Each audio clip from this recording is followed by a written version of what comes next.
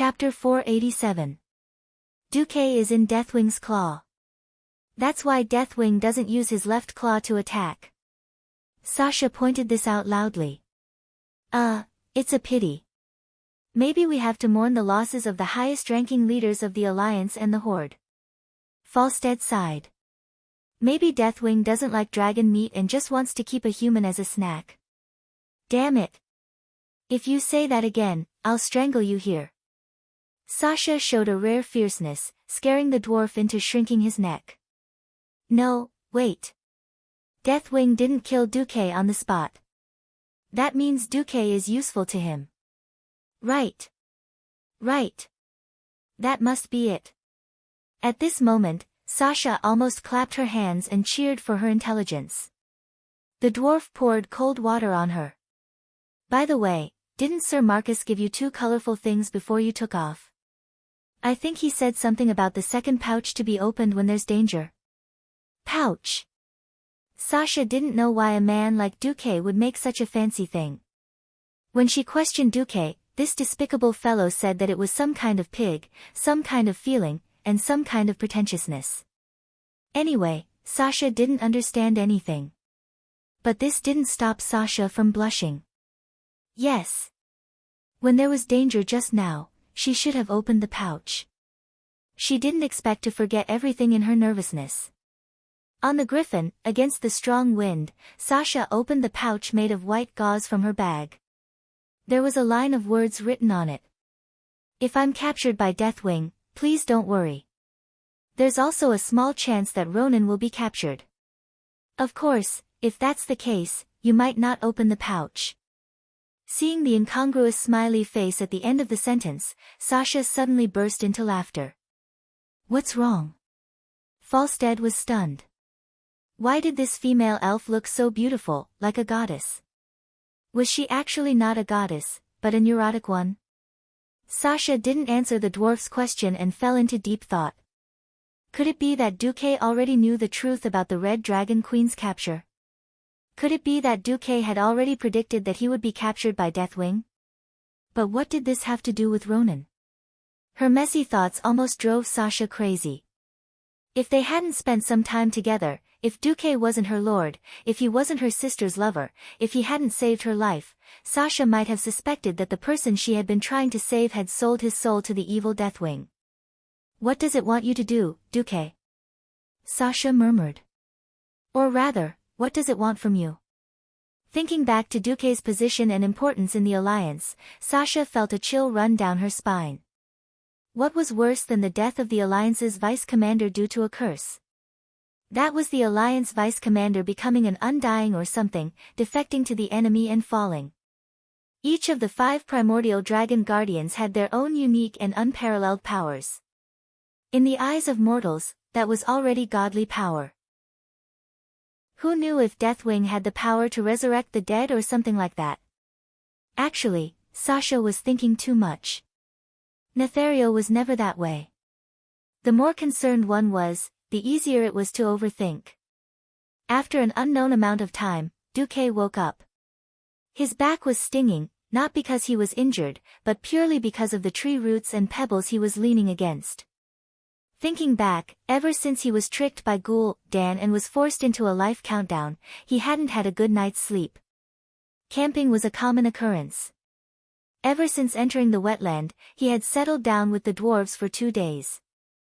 There were some benefits, such as being able to see Sasha's delicate and curious face every morning when he woke up. Even though he knew that she was his sister-in-law, it didn't stop Duque from using her to reminisce about Aurelia. He knew Aurelia's temperament. Such a strong-willed heroine wouldn't fall in love easily. Once she did, if he died, even if Aurelia didn't die with him, she would be a widow for the rest of her life. Sensing the recent changes in Sasha, Duque realized that he was also a sinner. It was one thing to settle the big sister, but how did he get involved with his sister-in-law? When he opened his eyes, there was obviously nothing good in front of him. It was still night in his field of vision. The rolling dark clouds in the sky added a dark aura to the world.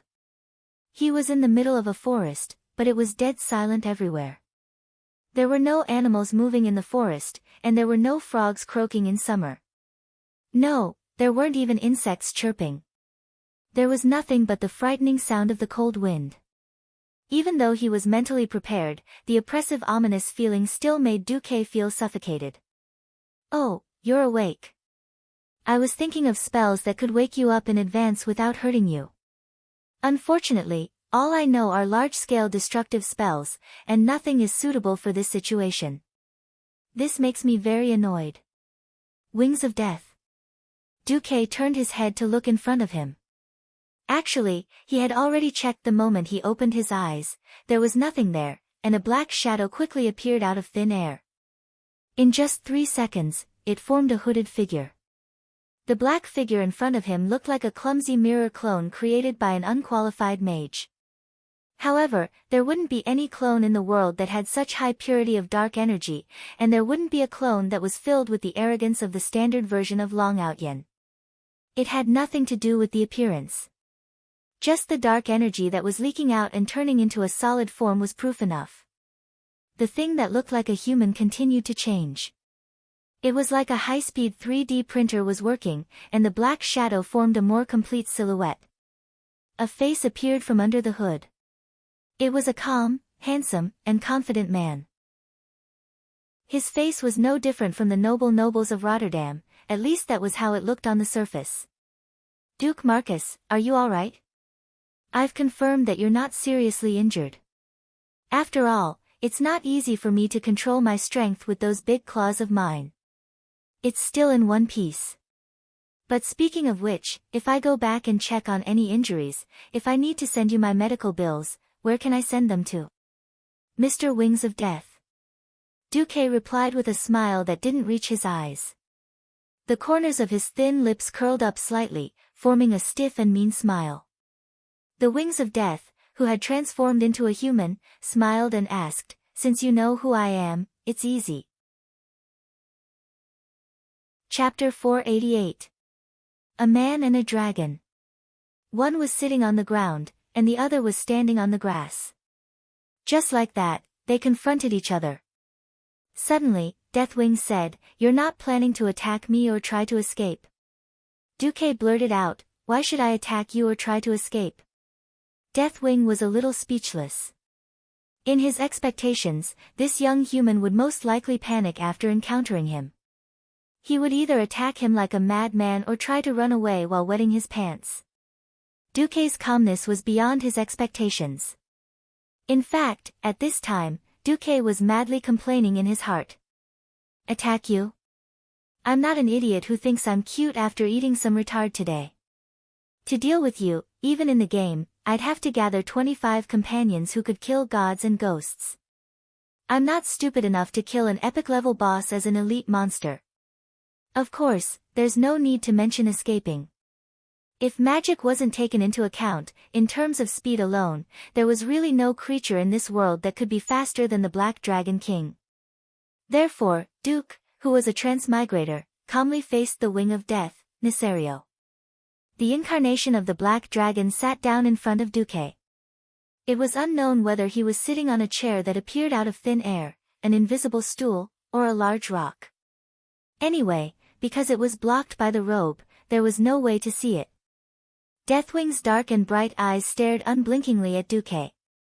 He tried to kill anyone he stared at with his eyes, completely suppressing Duque in terms of aura. If Deathwing's eyes had the power of something like Shadow Flame or Deep Breath, Duque might have knelt on the ground and shouted, "Tycoon, please let me hug your thigh."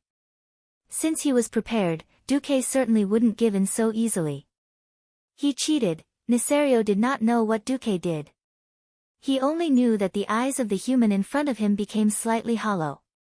For a moment, he almost thought that the Duque in front of him was not a living human.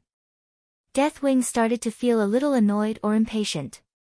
Fortunately, just as Deathwing was about to go berserk because he could not suppress this pitiful low-level creature in his eyes, Duque seemed to involuntarily avert his gaze. Deathwing rarely felt a sense of joy from winning. "Very good, you at least know how to show respect and humility to a greater existence than you," Deathwing said arrogantly. "This is a very good start." Duque remained silent. Of course, in his heart, it was a completely different matter. Bastard black-skinned lizard, hurry up and hand over the item and scram. Otherwise, don't blame me for chopping off your head and hanging it on the city gates of Stormwind City. Do you hear me, Nesario? Deathwing said to himself, but in case you do something inappropriate, it's better for me to warn you in advance. A rock on the left of Duque suddenly began to burn. Then, it melted in front of his eyes. The melted rock instantly turned into magma. The magma did not flow to the ground and simply spread. Instead, under the guidance of a mysterious force, it quickly circled around Duque and the man behind Duque. A huge circle of lava with a radius of about 2 meters surrounded Duque. Then, the lava disappeared quickly and completely, as fast as the rock melted in the beginning. The whole process only took a few seconds. Duque was already on a cylindrical ground separated by a deep trench. The nemesis of the orcs, the savior of the humans, the deputy commander of the Great Lordaeran Alliance, Duke Marcus. At this point, Deathwing paused clearly. But his next words clearly told Duque that he had said so much about Duque's name before was purely sarcastic. Because his next words were, if I wanted to, this would be your end. Well, full of arrogance, full marks. But Duque was unhappy, and he cursed in his heart, Deathwing, I'll *CK all the women in your family. Deathwing could not read minds. He was very satisfied with the trembling of Duque's body and the beads of cold sweat that dripped from his forehead. This misunderstanding stems from a lack of understanding of each other. You humans know too little about the dragon race. Duque seemed to be suppressing the fear in his heart, and sneered. Are you sure dragons don't turn humans who intend to communicate with dragons into snacks? Duque's joke seemed to be too cold and not funny at all. But Deathwing was very happy. He actually laughed, and his laughter became louder and louder. He became more and more excited, to the point of madness. I remember now. I did do this before. I quickly gave up this method. Human meat is too little, too fragile, and not chewy at all. Deathwing admitted this without hiding it. This made Duque's disgust for Deathwing rise to another level. In his heart, Duque kept muttering something about, dark fire Tidahak step of time, something about, essence of destruction, something about, dark fire blazing dragon's reigns. Well, if Deathwing knew what these things were, he would immediately change back to his original form and slap Duque to death. These items were dropped by Deathwing when he was knocked down in the game. Of course, Deathwing, who did not know that Duque was constantly courting death in his heart, was happy to exert his majesty and terror on this insignificant human. He sat down and stretched out a hand, palm facing up. Above his palm, an image suddenly jumped out. A tiny dragon-shaped image flew in a lush green world. Those dragons were of all kinds of colors, like a 7-colored rainbow. An overwhelming sense of joy filled the air, and even Duke felt a wave of emotion. Ah! Jurassic Park. Deathwing's voice reminded Duque of the famous commentary in the animal world. At that time, the world was ours, and we protected it well, magic was ours, and we guarded it well, life was ours, and we reveled in it. Then other inferior species appeared, forms that made us nauseous, lives that were too brief to be worth mentioning. They were reckless and reckless, always reckless without considering the consequences. Because of their stupidity, they attracted the demons. Duque spread his hands in his heart. I'm not going to take the blame for Savis and Queen Azhara. If it weren't for the efforts of our dragon race, this world would have been destroyed long ago. Even 10,000 Lordaeran alliances can't compare to the challenges we once faced. Dragon race. It was our dragon race who worked together to drive the demons out of this world. Deathwing waved his arms excitedly. Duque touched his chin. Well, with a mustache, he could cosplay as Germany's Führer. Chapter 489. Deathwing looked at Duque. His dark eyes emitted some kind of psychedelic light as he stared straight into Duque's eyes. The era of our dragon race is over. elves, then dwarves, and finally humans. They wantonly occupied every corner of this world. Our numbers are decreasing, and what's worse is that we are fighting and killing each other. No, no, no. That's just because you tried to kill everyone and were discovered to be cheating. As a result, you were hunted down by 4 families. We clearly made such a great sacrifice together to protect this beautiful world. Why do we have to fight each other? Damn, you can even say such artistic words. Boss Nesario, I don't think the commercial Little Golden Man is suitable for you. How about the Berlin Silver Bear Award for Best Male Pig Trotters? Misleading ideas, bad communication. Yo, I have a phone number for communication, 10086. Do you want it? Sigh, there are too many reasons. Even if I have time to explain it to you, as a human, you won't understand it all. Well, don't talk nonsense anymore. Let's do it directly. Hand over the thing, and we will disband and never see each other again. Good for you, good for me, and good for everyone. Wings of Death raised his head 45 degrees, looking like he was bemoaning the state of the universe and pitying the fate of mankind. Those 2 drops of tears were enough to make him a sad, beautiful man. As he sighed, the psychedelic color in his eyes became even more intense. Because of those reasons, our numbers have become so few. His gaze turned, and the sadness in his eyes became more intense. He seemed to have seen through Duque's thoughts. The past is the past. The world is always improving. I am willing to make up for the mistakes of the past. For the future of the world and the dragon race, to fight against the evil orcs. Duque, I am willing to help you rescue the captured Red Dragon Queen Alexstrasza. Ah! I believe it. If I were a blind native and not a transmigrator, I might really believe it. Unfortunately, I am a transmigrator. Even if I were blind, I wouldn't dare to believe a word from a psychopath like you. I'm sorry, Boss Nesario. In the spiritual world, Duque looked at the various notifications from the system while making his facial muscles show both touched and dazed expressions. Deathwing was very satisfied with Duque's reaction. He stretched out a hand, and in his palm was a small silver talisman that looked like a badge. Duque seemed to be possessed, his fingers stretched out spontaneously, grabbed the talisman, and took it. Duque looked down at the amulet and carefully examined the magic runes engraved on the edge of it, as well as the black crystal in the center. He could recognize some of the runes, and he seemed to have seen some in the books of Karazhan, but he had never seen most of the runes that belonged to the dragon language. Even so, Duque could still feel the powerful magic coming from it. This was a mana that far surpassed Wizard Qin Shing's. Radiant moons, no, even Breaking Dawn wizards might not be able to control it. You will successfully liberate Alexstrasza, my obedient little puppet.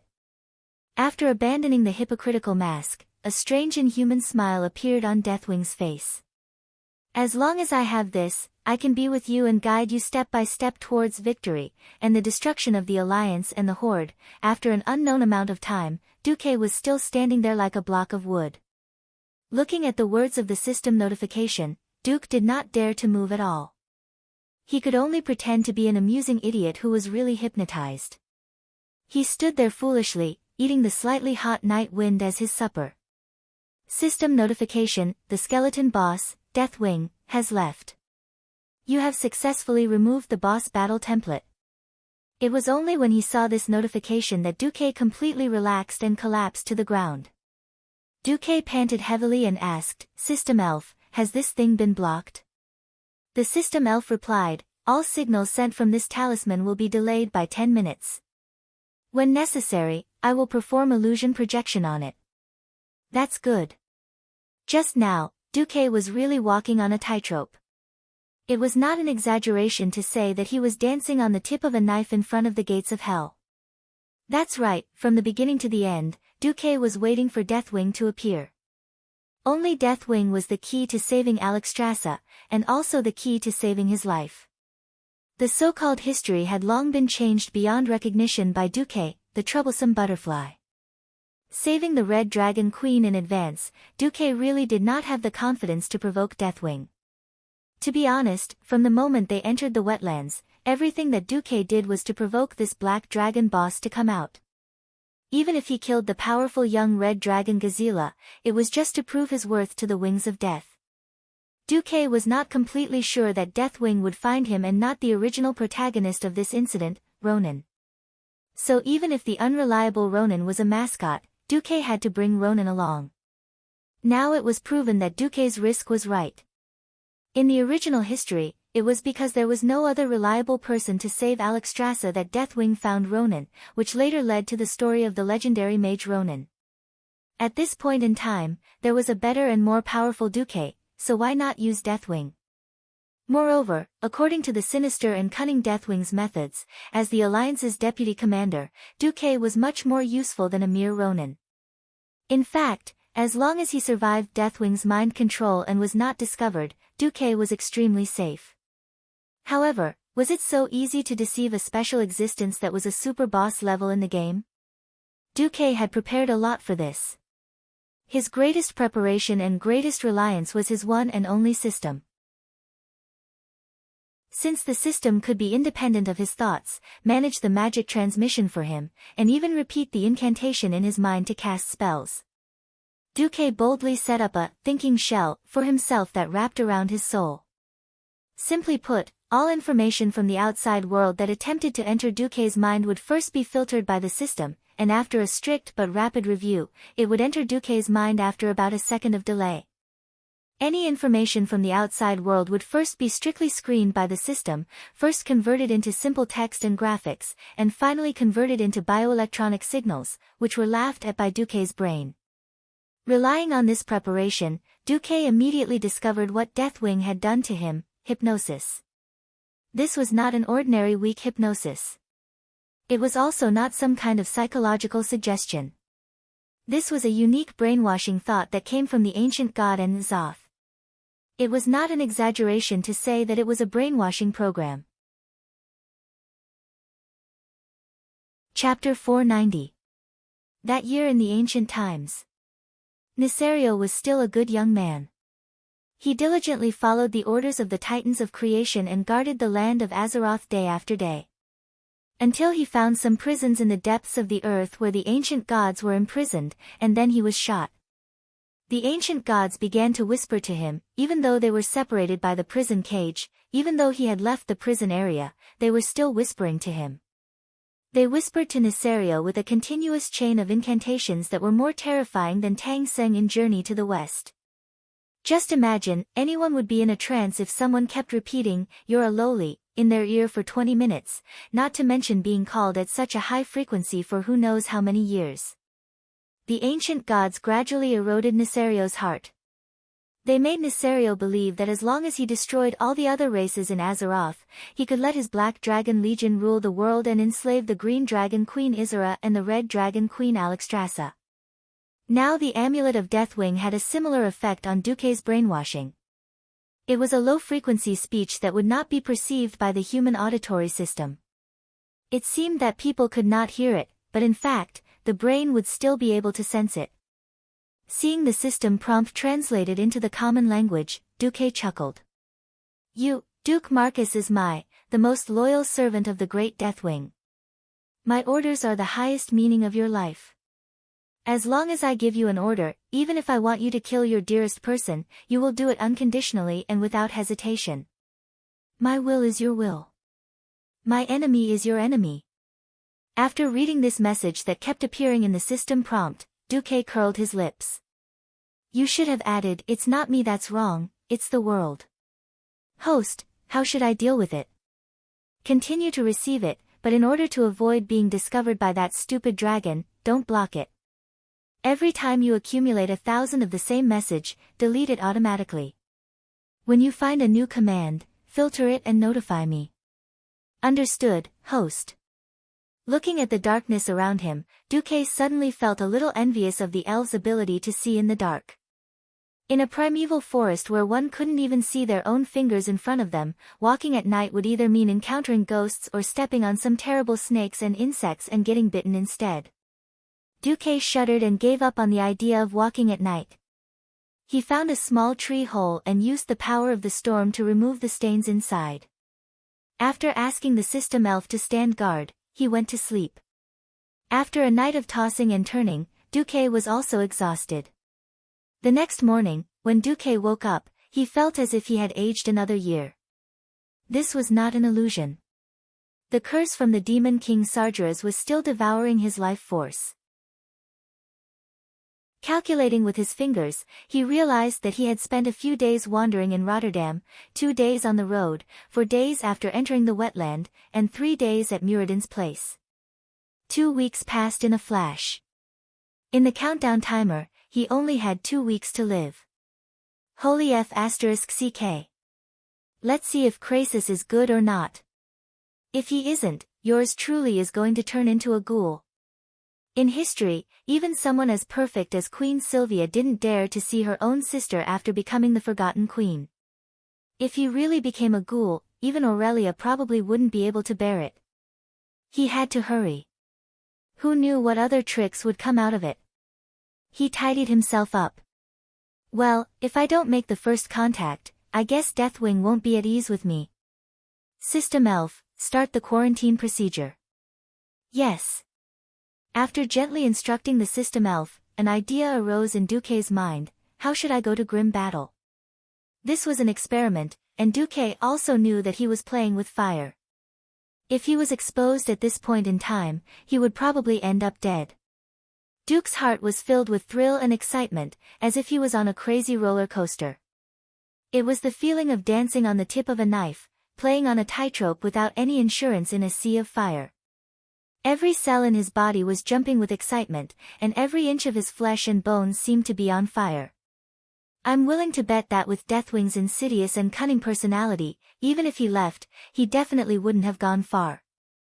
That bastard is definitely hiding nearby, and once he feels that something is wrong with me, he will immediately run over and kill me. Duque muttered to himself. While muttering, he couldn't wait to see the results. In the sea of consciousness, Duque sent the system prompt: how should I go to grim battle? He clicked send. Almost as soon as this thought was sent out, the talisman that Deathwing sent out reacted. A video file was stuffed into the system's quarantine area. He didn't know if it was the system elf's bad taste, but this guy made the video into a file, and the F***King file name was Deathwing01. MP4. After glancing at it, Duque was speechless. System, if you're so awesome, why the F***CK aren't you the sequel to the M2ST Blu-ray movie? Although he was complaining, Duque still clicked on the video. In the spiritual world, Duque had an additional window. The eye-catching woodland just happened to appear in the video. However, this video was a 3-dimensional image. Duque gritted his teeth and let the video directly enter his brain. Out of the woodland, there was a rocky wasteland. On the wasteland, there was a barren path that was probably trodden out by dwarven hunters. Through this path, he could reach Grim Battle and the mountain where the beastmen imprisoned the Red Dragon Queen. Looking at the direction of the sun and Grim Battle, Duque immediately knew his approximate location. Deathwing took him very far, from the middle of the wetlands to the mountains in the southeast of the wetlands, probably between Grim Battle and the Boulder Dam. This not only saved him a few days of travel, but the most important thing was that going this way meant that he could perfectly avoid the Horde's formation at the foot of Grim Battle Fortress. After all, there were 100,000 Horde there. He didn't know how many there were, so he couldn't run away from the word, no less. Although this path was a mountain road, as long as he was diligent, he could reach Grim Battle in 2 or 3 days. The image was jumping, and in the next instant, the image of the surroundings of Grim Batois immediately appeared in the image. Before Duque could react, the video began to move. It moved slowly at first, then faster and faster. It was obvious that this view from a bird's eye view wasn't human. It was probably recorded by Deathwing using some special aerial photography method. The video kept following a small path and quickly passed through the forest to a rocky area. There, it turned and continued to speed up. The cliffs and valleys quickly receded, and the trees became a blur. Chapter 491. The image was too fast, and Duque's brain could not keep up at all. It was like buying a clumsy VR virtual reality game helmet, and Duque felt dizzy watching it. Duque had to hold onto the tree trunk next to him in reality to prevent himself from falling to the ground. The hill gradually became tall and steep, and finally became the first row of mountains. At this time, the speed of the image did not slow down. In the end, it suddenly stopped at a special mountain peak. Although Duque felt a little hesitant, his gaze was immediately forcibly pulled over. At the foot of the mountain, Duque's perspective suddenly rose to the sky, so fast that he almost lost his balance. The image climbed up the mountain, and during this period, it deliberately let the mage observe places with footholds and handrails. It continued to rise, and finally reached the entrance of a narrow cave. Suddenly, the three-dimensional image disappeared. It was like Duque was playing a game when it suddenly popped up, leaving Duque in a daze in the spiritual world. Whoosh whoosh whoosh. Coming out of the isolated state of the spiritual world, Duque found himself shivering in the middle of the forest at dawn. Almost immediately, Duque felt the gaze again. Even though that person had done it very secretively, the system still faithfully recorded it down. The Deathwing, Nesario, glanced at you. Duque walked along the route indicated by Deathwing, and when he was about to walk out of the forest, the system prompted again. Deathwing glanced at him. Duque was on fire. Damn it. No one ever told me that Deathwing was a peeping Tom. Duque was annoyed. Originally, Duque almost wanted to curse out loud. However, he remembered that Ronan was even more miserable in history. He was escorted by Deathwing the whole time, completely losing his freedom like a slave. Thinking of this, Duque felt much better. Perhaps it was because Ronan had no status at that time, and Deathwing took a fancy to Ronan purely because Ronan was carrying out this mission. He also ordered Ronan to do this and that without hesitation. But Duque was different. The biggest difference between him and Ronan was fame and experience. Now, Duque's reputation had already surpassed Lothar's, and he was second only to the leader of the Alliance, Tarina's king. Also, after experiencing the destruction of his country, forming an alliance, and persisting in the war, Deathwing probably thought that he was a man with an extremely firm mind. That was why he did not directly coerce him, but used the method of brainwashing and guidance. As long as he rescued Alexstrasza and obtained that item, Deathwing's scheme would be considered to have succeeded. Moreover, Duque's identity was even better than Ronan's. This identity could make Deathwing's plot in the original spacetime smoother and more perfect. Duque had a headache. The current situation was that he had indeed obtained the most crucial piece of the puzzle in this incident. However, Deathwing was trying to force him to quickly run to grim battle to complete his mission. If he foolishly ran to complete his mission, then Duque might really be able to save the dying Red Dragon Queen. This way, the biggest beneficiary would undoubtedly be Deathwing. According to Duque's character of plucking feathers from geese that could kill 10,000 orcs, he would definitely not kill 9,999 orcs. Would he let himself be taken advantage of and let Deathwing, the psychopath, laugh out loud? No. Definitely not. He would rather work himself than let Nesario, the psychopath, have a good time. Duque had a plan, on the other side. Sasha and Falstaff had almost caught up to Duque. They were not chasing after the Black Dragon King's ass, nor were they chasing after Falstaff's griffins until they vomited blood, nor were they elven rangers trying to save the hero. Instead, they lined up neatly and followed. Yes. Follow.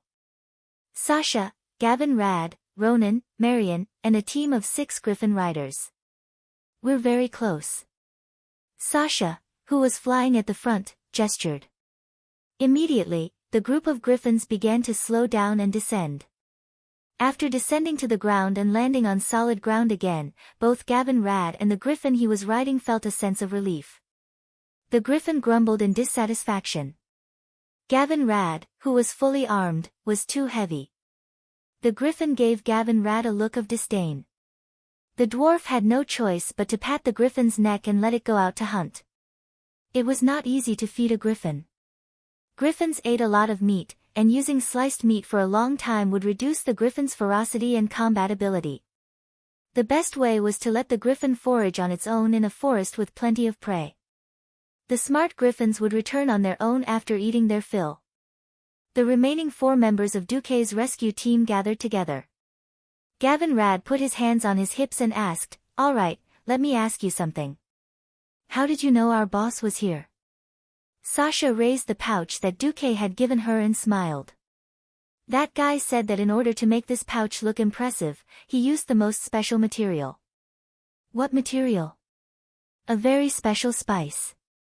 You guys might not be able to feel it, but with my wind perception, this thing is as eye-catching as a lighthouse in the dark." "Wow!" Gavin Rad whistled. "All right, let's follow them and see what happened between Duque and the Black Dragon King." Saying this, Sasha narrowed her eyes. The observant Marion discovered that Sasha's pupils started to expand after shrinking, revealing a completely different color, green. Sasha was concentrating her mind. This would blur the boundaries of her vision, but the focal point of her vision would become clearer, and many things that ordinary people could not see would appear. For example, there was a fog-like golden substance floating in the air.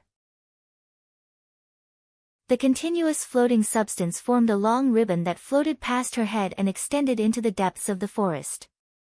It did not take long for Sasha to find the place where Duque had chatted with Deathwing the night before. Duque was indeed here. Sasha observed the ground and mumbled, "This is his boot print. I can't be wrong.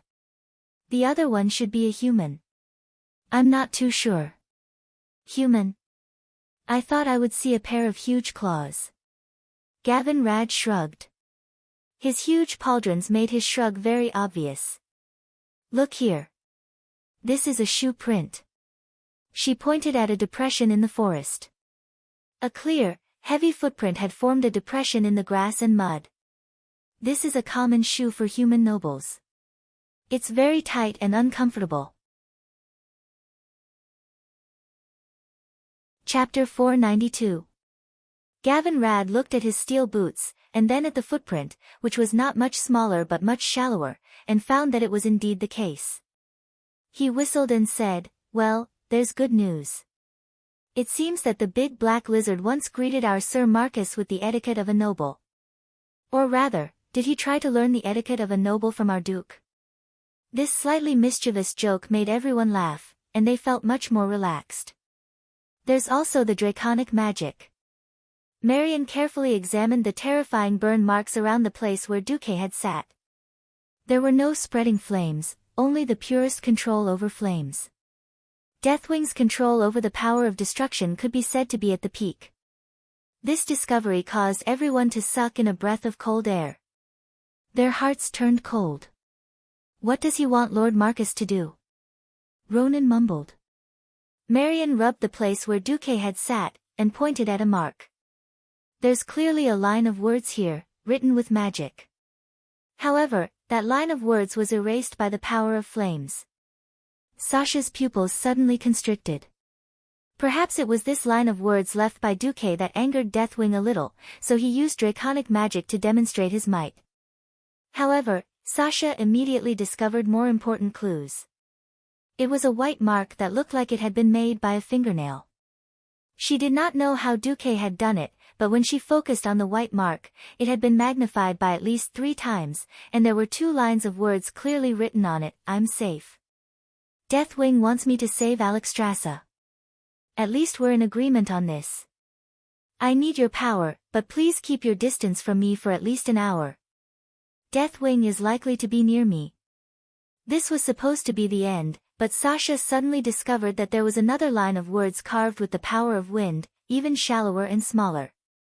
Apart from her, it was impossible for anyone who had not been strengthened by the storm altar to see it.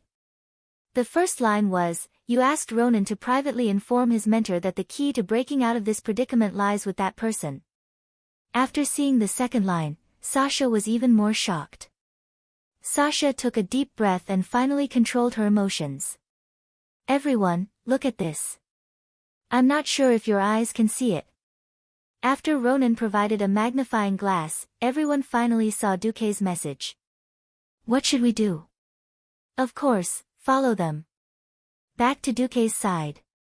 Duque was having a headache. Only those who had interacted with him knew that Deathwing was a brilliant, yet clumsy director.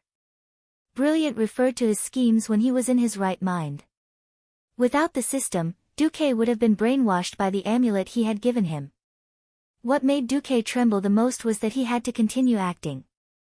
Otherwise, if Deathwing flipped the table, Duque definitely wouldn't be able to handle it. Clumsy referred to the choices he made when his mental illness was acting up. Deathwing actually thought that he walked too slowly and found a vehicle for him. The first thing he saw was a huge oval object that looked like a rugby ball. The entire ball was made of all kinds of terrible leather. Duque really didn't dare to compliment the craftsmanship. He couldn't guarantee that it would leak at any time. Next was the steam engine at the tail of the oval that was emitting smoke. It was obviously a propeller. That's right. What appeared in front of Duque was an inferior version of the Zeppelin airship, the Goblin death-seeking airship. Azeroth was a magical world. There were mainstream swords and magic, as well as non-mainstream mechanical civilizations. At this point in time, a crude steam engine was already considered a high-end technology. Even though the airship had a clear tribal emblem on it, Duque knew that this was a gift from Deathwing. Goblins, their moral integrity was equivalent to money. As long as they could afford it or the price they wanted, they would definitely sell their moral integrity for money. Therefore, these goblins who worked for the tribe on the surface were actually the underlings of Deathwing's underlings. Just as Best Actor Du was pretending to hide, a familiar voice sounded in his head. Don't be afraid. They're loyal to me. The Goblin airship will save you a lot of time. You and I both want the Red Dragon Queen to rescue us as soon as possible, don't we? Why doesn't His Majesty Deathwing send me there directly? Why don't you just tell me the spatial coordinates? Duque asked.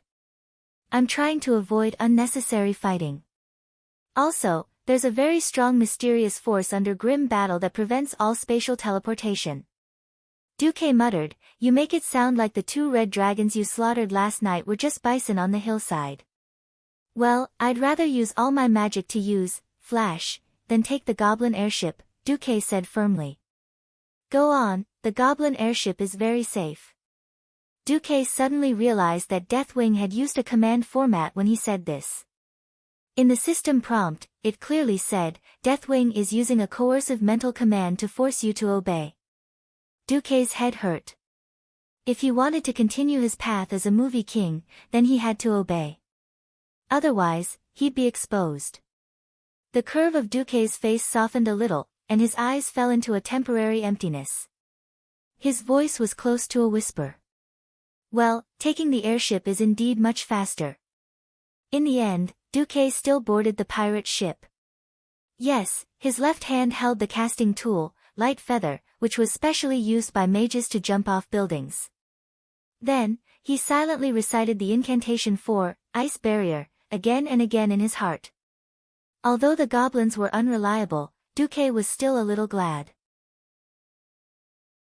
Looking at the rugged mountain ridges that had long turned into the forest below him, Duque realized that if he wanted to avoid the west side of the stronghold where the 100,000 tribes camped, it would probably take him a whole week instead of 2 days. Taking shortcuts was not always a good thing. For example, the behavior of the Goblin airship made Duque's nerves unable to relax for even a moment. During the flight, there were all kinds of accidents. Often, after the previous air maintenance, they had to deal with the emergency that had just appeared. Bang! A loud noise made Duque jump up in fright. This time, it was the main steam tank that was leaking. This airship was powered by both water and oil. If one part was working normally, then the other part must be paralyzed. Every moment was no exception. Of course, he didn't know if there was a problem with the similarity in this world or if he hit the 21% mark. Only then did Duque realize that the name of this airship was actually Rolls-Royce Screw. Chapter 493. There was no navigator, no anemometer, Everything was judged by sight, and these two damned goblins had the guts to drive the airship into the clouds without hesitation. There were a few times when Duque saw cliffs suddenly appear on the side of the airship, but it was Duque who rushed up to steer the airship to prevent it from being destroyed and killed. At that moment, the two stupid goblins were still trying to fix the hole in the balloon. Duque, who could not take it anymore, had already prepared for the worst. He directly gave the control of activating the ice barrier to the system elf. Because he could not guarantee that he would have the concentration and reflexes to open the ice barrier at the critical moment to save his life. If the secret of his resurrection was discovered by Deathwing, then he would be in deep trouble. As expected, the two goblins were busy repairing the structure. These two fellows with boundless hearts even dozed off from time to time, completely ignoring the dangers that were just inches away from them, such as a sudden air leak, a sudden descent from a high altitude, or the possibility of a mountain being installed and so on. Just like that, Duque endured an entire day, and then a sleepless night. For the whole day, Duque almost did not eat or drink anything. Because he would vomit if he drank, and he would vomit even more if he ate. Duque almost suspected that Deathwing deliberately made him suffer so that his will would be weakened, and the hypnosis would be completed as soon as possible. But the next morning, Duque changed his mind. The first light of dawn appeared, and the clouds around them gradually disappeared. So much so that Duque felt that the airship had finally sailed from the sea into the sky. There was no thick fog, and everything within 10 kilometers was clearly visible. The large forest under his feet turned into a rugged, uninhabited wilderness, and he could see that the terrain in front of him was gradually rising, all the way to the cliffs of Grim Battle. Along the way, there were indeed a few small forests along the way, but the overall coverage was quite sparse. People walking in the wilderness would be very conspicuous, and the orc dragon riders could easily see their traces from a few kilometers away. None of the orc dragon riders were interested in the airship that Duque was in. The most recent time, a red dragon even flew less than 500 meters away, and the orc dragon riders on it did not even look at the airship. Even when he flew past, the airship's steam engine made a loud explosion. It seemed like the orcs were used to the gnomes working for the horde for money. Or it could be said that they completely looked down on these little green dwarves who were loyal to the tribe for the sake of the yellow metal. It was a good move for Orgrim to bribe the goblins with the gold he obtained from conquering the human capital. The beastmen didn't want it, but the goblins wanted it. The two sides almost hit it off. Duque narrowed his eyes. He was thinking about how his team of 4 was going to pass this place. After a day and a night of flying, Grim Battle was quite close to them. Sasha and the others who were following carefully on their griffins were also getting closer. At this moment, a major event that did not belong to the original history happened. In the Dalajan city, the kings of the 6 human kingdoms, plus Prince Kudrin, Wildhammer, and Kale, that's, a total of 8 leaders were gathered together.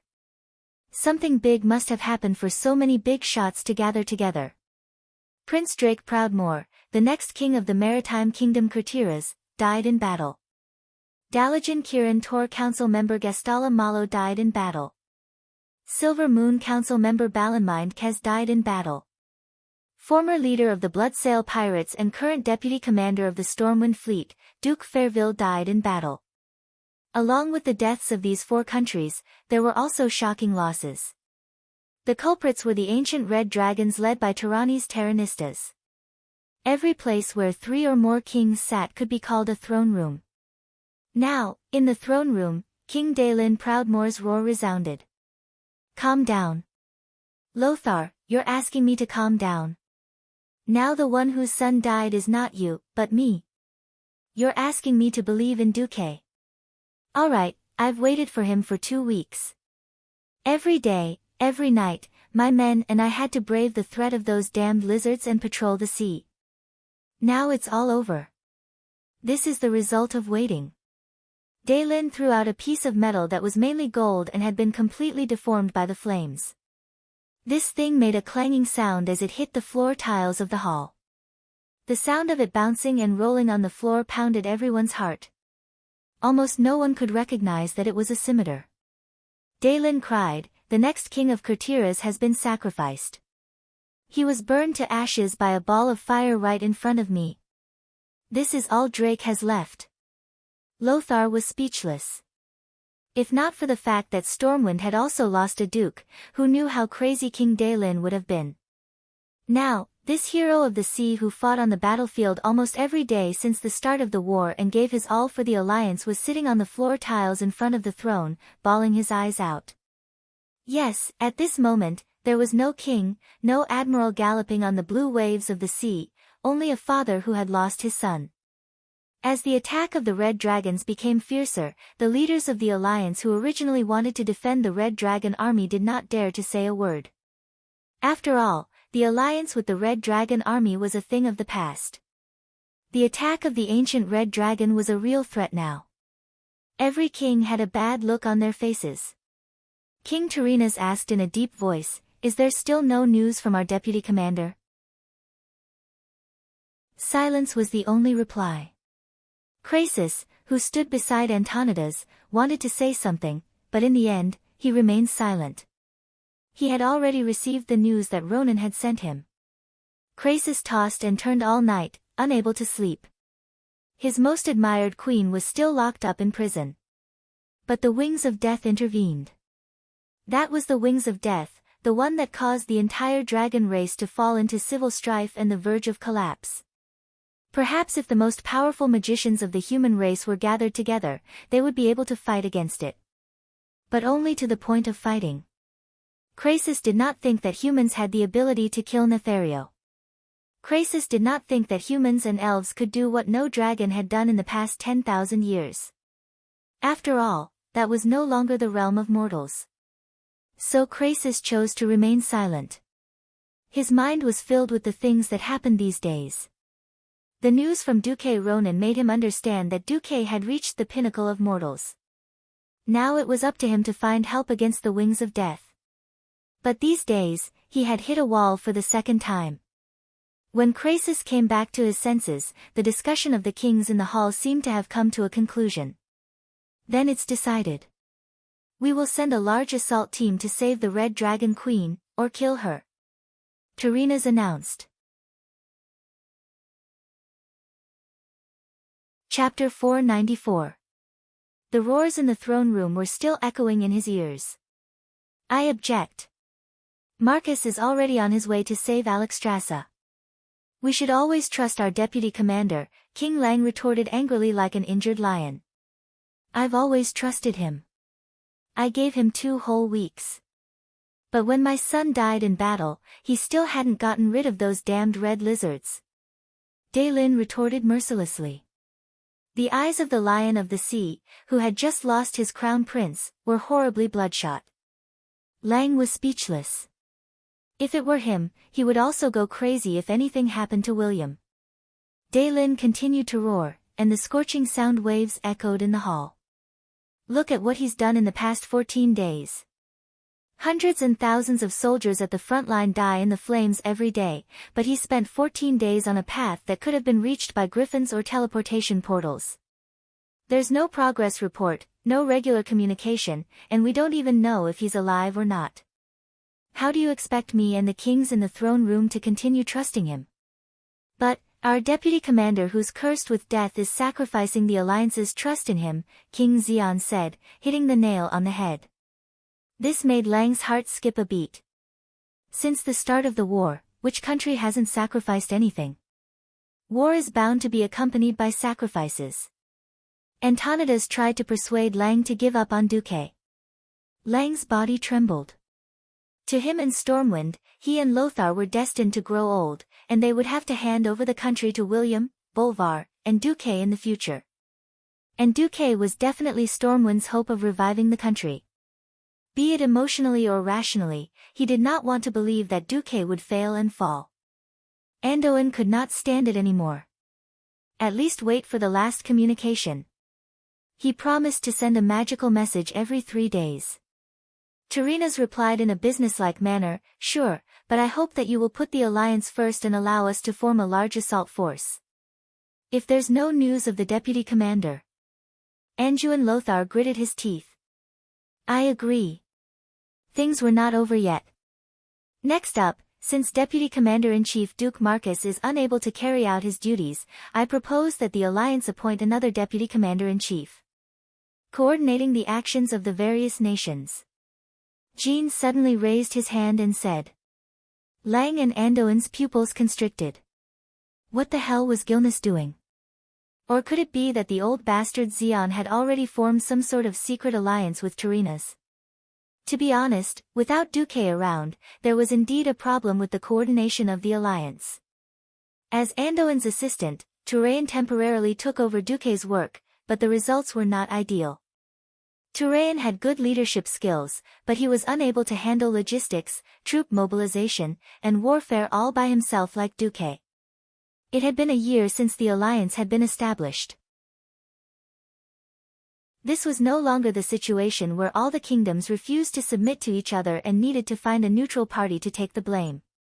In the absence of Duque, Tyrrhen's reputation was not enough to convince the masses.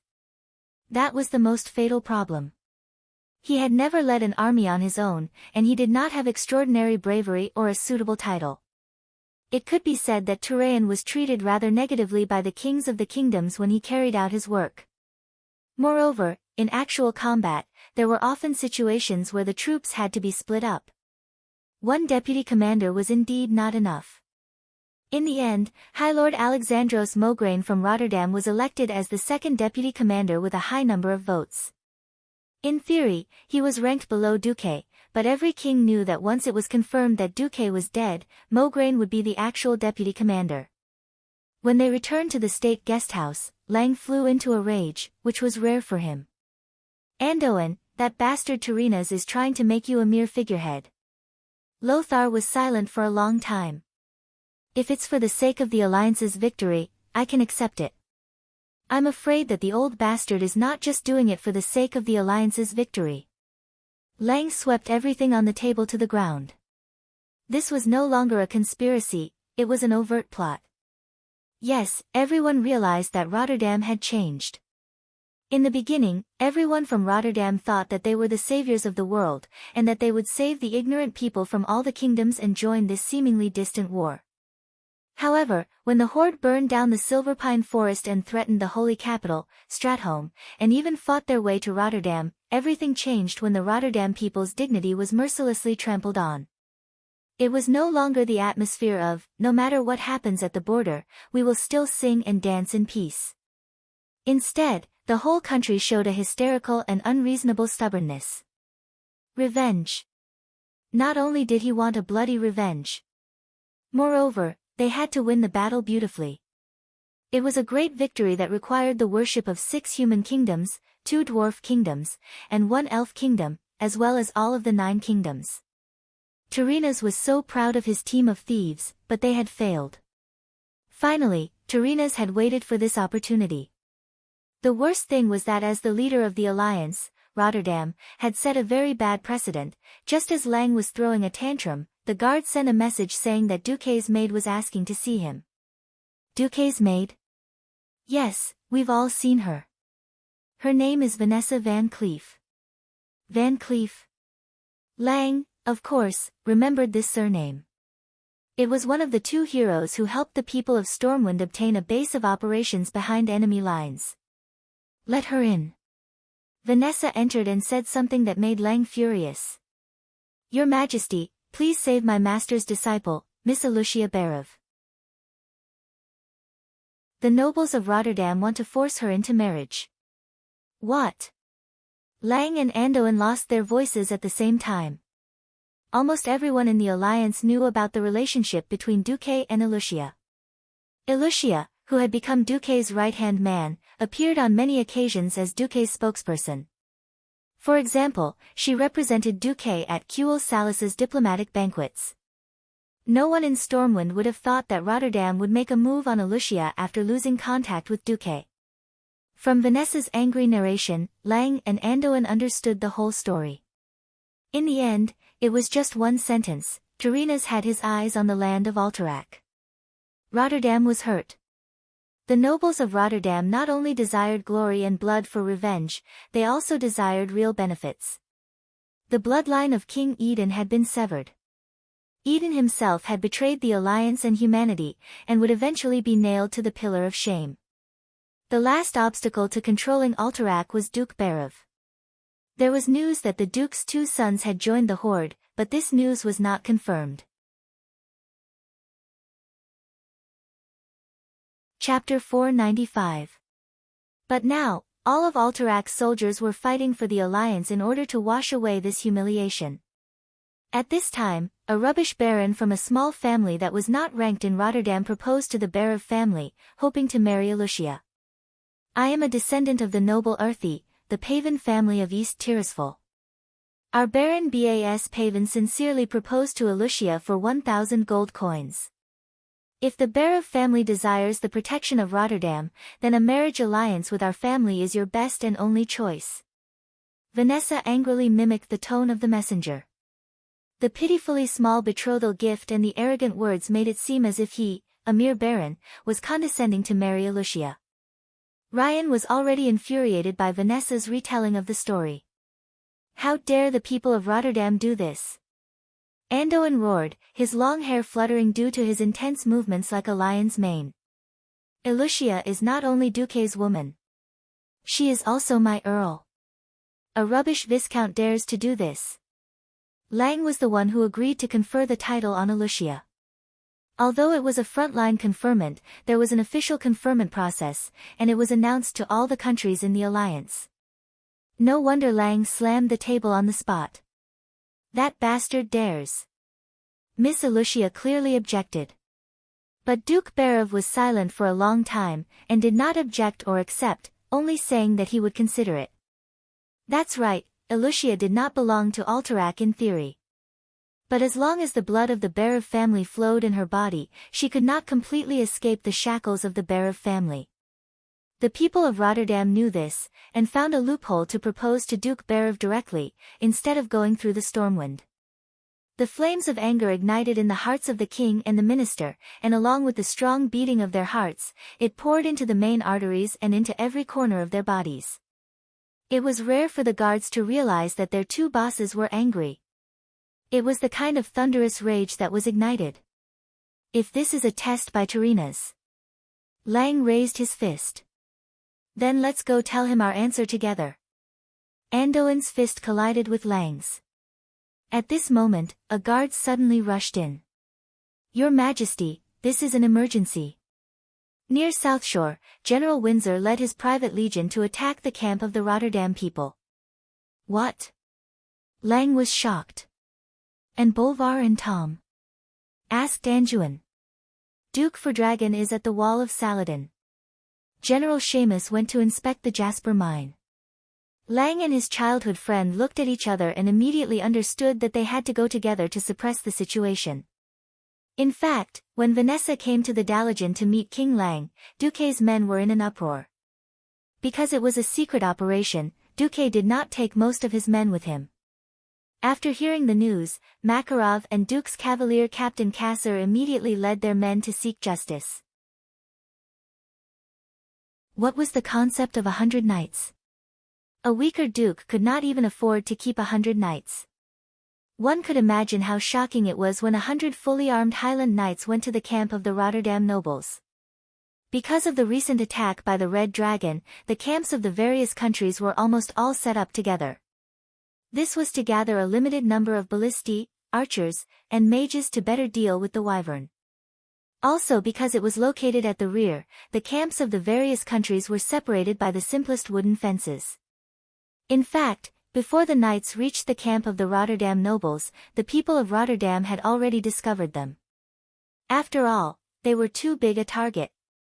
The soldiers guarding the camp looked over in confusion, then froze for a moment, and their faces darkened. The soldiers of Rotterdam who were doing their own things in the camp were also stunned.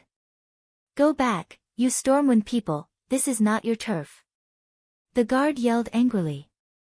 Before he could finish his words, Cass had already rushed forward and immediately shouted, "Get the Pavan out first." Without needing to say anything, the knights next to him threw a few grappling hooks over. There was no need for the people of Rotterdam to open the gate. A magnificent group of 6 knights separated to the left and right, and the ropes tied to the saddles pulled the grappling hooks.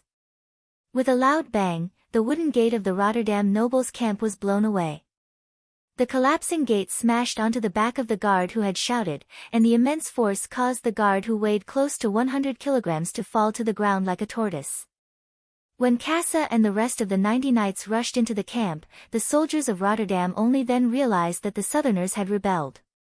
How dare they rush into Rotterdam's camp? One by one, they put down what they were doing, and surrounded the knights in anger. But who was Casa? He was an elite Highland knight who had been trained in earthy. If not for Salas who could not support so many knights, would he have come to serve Duque? In the world of magic, knights were rather fragile, but to these ordinary soldiers, they were all existences at the level of a father. With a sudden thrust of his lance, he stabbed a soldier of Rotterdam who tried to stop him, causing him to vomit blood. Why did he vomit blood and not stab him to death? Because Casa did not completely lose his mind. He and his men were all using blunt wooden lances that were used for practice. However, the huge impact hit the guy's iron armor, causing him to vomit blood and fly backward. He fell to the ground and could not get up for a long time. The people of Rotterdam were stunned.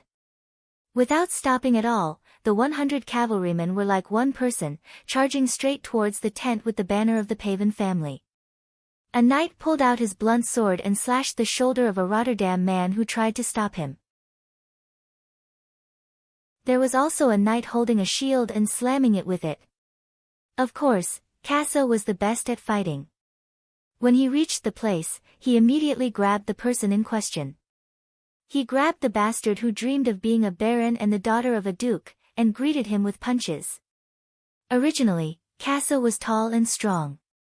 With his iron gauntlets on his fists, he felt that the guy was going further and further down the road of ugliness with every punch. The knights were really angry. They picked up the things beside them and smashed them on the heads of the Paven family people. How many soldiers could there be in a small family with only 1 baron and 2 viscounts? Except for the 2 knights and more than 20 professional spearmen, they were all farmers. After Casa knocked the baron named Bus to the ground, he continued to kick him. Go to hell. Bastard, you want to marry our countess for 1,000 gold coins. A dog wants to eat dragon meat? You dare to snatch our duke's woman? Since you've gone crazy thinking about women, I'll tell you what the cruel reality is. Chapter 496. The people of Rotterdam were dumbfounded. They had seen fierce ones, but never this fierce. After all, apart from mages, paladins, and other mystical beings who could use extraordinary powers, the most powerful force in a country was the knights. The average knight trained for 8 to 10 years before finishing his apprenticeship. Their combat power was not to be underestimated. Normally, a fully armed knight on a horse could take care of 10 ordinary soldiers and 100 peasant soldiers. 100 knights went up and easily beat the people of the Paven family into dead dogs. In fact, there were only 40 people who attacked directly. The rest were divided into teams of 15, guarding the 4 sides. Any Rotterdam people who dared to come near would be beaten up. They would not stop until the other party was beaten to the ground. If this was Terina's army camp, or the army camp of a lord like Mograine, it would be impossible for him to survive. Perhaps the Rotterdam people had already fought back. Unfortunately, this was a noble barracks. They came from different families, and they were competitors. After discovering that the Stormwind people were only targeting the Paven family, a group of nobles also joined in the fun and reported to their superiors. Duke Charmas was the trusted aide of King Terina's, and he knew about this test. Almost as soon as he received the news, his stomach hurt. In fact, after completing the defense of Rotterdam, when Terina's realized that Rotterdam had a chance to take over Alterac, they suddenly realized that they had acted a little too late. This was no longer a simple matter between Rotterdam and Alterac. It involved Stormwind. Now that the threat of the Horde had not been eliminated, Rotterdam could not fall out with Stormwind, one of the main forces of the alliance. Therefore, this was just a test. Whether it succeeded or failed, Rotterdam would not do anything further to avoid provoking the other kingdoms. It would be good if the Berev family was obedient. If the Berev family was not willing, then there would be plenty of time to deal with them after the war. However, by then, Rotterdam's appearance might be more ugly. Charmas did not expect the reaction from Stormwind to be so intense. He immediately rushed to the nearby camp to find Mograine. The people of Stormwind came to the camp of the 5th Legion of Rotterdam to cause trouble. There were nearly 100 knights. The gendarmerie could not handle it. Mograine had just received a magic message. He had been appointed as the Alliance's vice-commander. Who would have known that someone would cause trouble right after the promotion order was issued? If this wasn't a slap in the face, what was? Originally, he was the supreme commander of this place. Now that something had happened, he naturally could not shirk the responsibility. Mograine was a pure soldier. Without another word, he ran out of the tent and called for his 3,000 elite soldiers. They rushed to the scene of the incident aggressively. Not long after he left the camp, he realized that something was wrong. The moment he stepped out of the camp, a bugle horn sounded from another camp not far away. When he was halfway there, he discovered that the Stormwind army had already rushed out of the camp like a tide. The corners of Mograine's eyes twitched as he stared at Charmas beside him. He cursed in his heart, "Charmas, you bastard, you tricked me." It had been proven time and time again that the nobles' private armies were rarely capable of fighting. The number of ranked private armies in the entire alliance could be counted on one hand. The person standing in front of him was one of them. It was Duke of Stormwind's private army. Before Kuel Salis had joined the alliance, Stormwind had given half of the Griffin Legion to Duque. Not only was this private army overstaffed, they had fought from the Elven Forest all the way to Kuel Salis. They had fought dozens of battles, large and small. They could be said to be elites who had fought from the south to the north. Their bravery was no less than Noxus's 1st Legion of Stormwind. Mograine's teeth hurt the moment he saw this army blocking his way. "General Windsor. What are you doing?" Windsor was a righteous man, but Makarov beside him was not. As Duque's mouthpiece and the first confidant to follow Duque, he was not only loyal, but had also learned many of Duque's evil tricks. Makarov rode out and shouted, "I'm sorry, General Mograine. Our Stormwind Kingdom's Countess Alucia Berev was humiliated by your kingdom's Baron Bas Pavan. Baron Pavan attempted to marry Countess Berev with a betrothal gift of 1,000 gold coins. Duke Marcus's knight captain, Cassar Ulysses, could not tolerate such humiliation and went to duel with Baron Pavan. This time, Charmas was also anxious. If Mograine's elites arrived quickly and captured Duque's knights, even if King Lang came later to ask for them, at least King Tyrrhena's would not lose face. But now, the other side seemed to have predicted it and did not hesitate to send a large force to stop Mograine. Then, Charmas could not imagine how angry King Tyrrhena's would be when he returned. Charmas did not care about his demeanor and directly cursed, "Duel. Bullshit. We received reports that your knights beat up our nobles. This is a great humiliation to the glory of the Kingdom of Lordaeron." At this time, Windsor stepped forward, "We belong to the same alliance now, don't let other countries see us as a joke. Why don't we retreat first, then each take 100 people in to see the situation, and then discuss." Mograine stared at Charmas, "Okay." The army retreated, and when Mograine brought his men into the camp, he was instantly stunned. The surroundings were a mess. In order to avoid being affected, more than 4,000 noble private soldiers were like rabbits being chased into a corner, almost squeezing against the camp wall and shivering. The camp gate was demolished. The demolition method was simple and violent, which could be seen from the fact that the camp gate was dragged more than 30 meters away. Then everything between the camp gate and the Pavan family's camp was flattened. From tents to ordnance, from campfires to camp beds. Mograine's eyelids twitched as he walked. It was one thing for the Stormwind wolves to be troublesome, but their combat strength was also very strong. Finally, Mograine saw Baron Paven, who was beaten to the point of death and did not look like a human. If it were not for the fact that the guy was covered in mud and could still vaguely recognize the badge and robe, Mograine would never be sure that this guy was always as arrogant as a swan. Charmas was angry. Duel. Is this still a holy duel? You call yourselves knights, and you even threw away the glory of the knights. This is blasphemy. This is the greatest humiliation to the great kingdom of Lordaeron. I want to report this to the leader of the Menethil Alliance. I want Stormwind to publicly apologize. His sharp voice echoed in the silent camp. Elusia, who was following closely behind Windsor, was stunned. At this time, Makarov came out, leisurely took a drag on his cigarette, and then said slowly, I think Knight Ulysses just threw his gloves to Baron Paven. With that, Makarov raised an iron glove that weighed a full 2 pounds. Chapter 497. You call this a fucking glove? Even a lighter rapier is not as heavy as this thing. A glove is a glove, and a gauntlet is still a gauntlet. Look at you, it's actually a one-piece, with alloy plates attached to the places where the fingers can move. It stands to reason that this is definitely a gauntlet, but because it contains fabric, it's not impossible to call it a glove. Anyway, seeing Cassar's glove, Duke Charmas almost spat out a mouthful of blood. He trembled and scolded angrily, You're quibbling. First, a glove is not like this. Second, how do you explain Baron Paven's face full of scars? Cassar has really been led astray by Duque.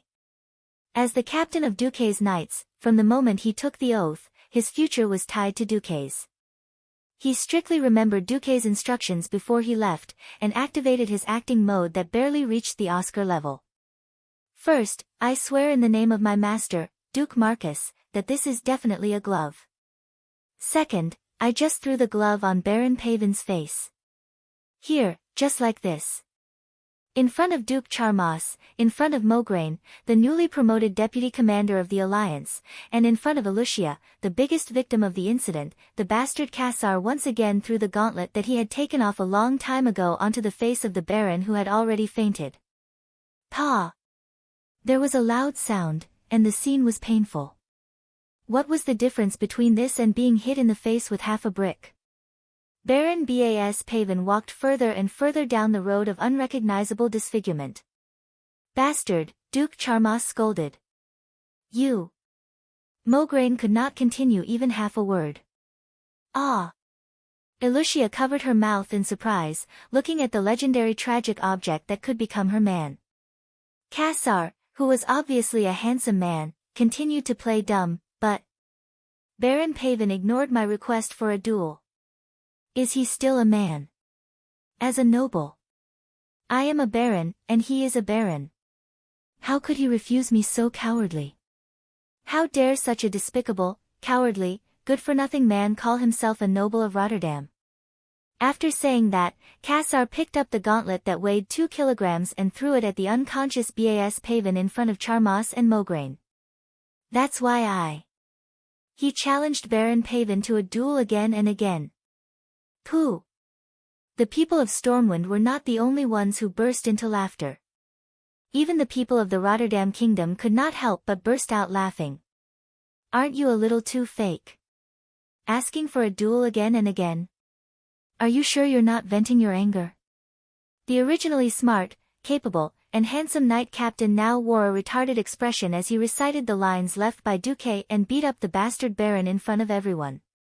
There was no need to mention how much the Tempest man had vented his anger.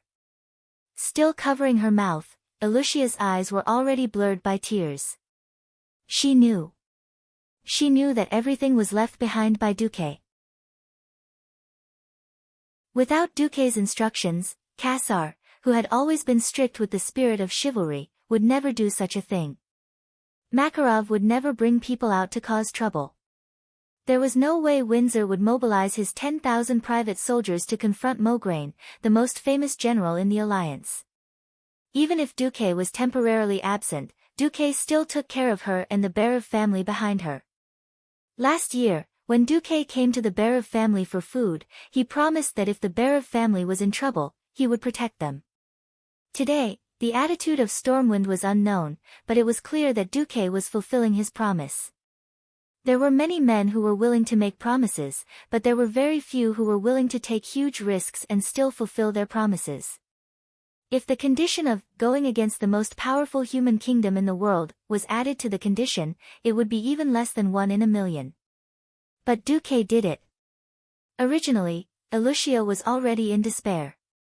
King Eden courted death and destroyed the entire kingdom. Without a kingdom, all the nobles were like castles on the beach. They looked magnificent, but when the waves came, they would collapse. 2 disappointing younger brothers first betrayed the alliance and then disappeared. Who knew how the Berev family would be dealt with after the war? Think about it, even General Haas, who did not participate in the rebellion, led his soldiers to become cannon fodder. The once incomparably noble Berev family was now just an empty shell, mercilessly squeezed out of money and resources. In the past, those who dared to propose were either dukes or at least the first in line to the Grand Duke's throne. Now, a Lordaeron baron dared to come and defecate with his nose in the air, as if marrying him was beneath him. Her best friend in Lordaeron secretly wrote a letter to her, asking her to accept this humiliating marriage. Give up. You are no longer that high and mighty Grand Duke's daughter.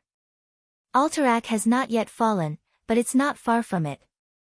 A fallen king will not have a good ending, and a fallen noble will not have a good ending either. In history, many men who participated in the rebellion were hanged, and many daughters who were implicated became the victors' playthings, dying with hatred. To be honest, on the day of Alterac's incident, Elucia had a premonition that this would happen. However, at that time, Duque was there to support her heart, opening his broad chest to become her, and even the entire Berev family's safe harbor. Even if her parents did not think that Duque would protect them until the end, she was still willing to believe in Duque's promise.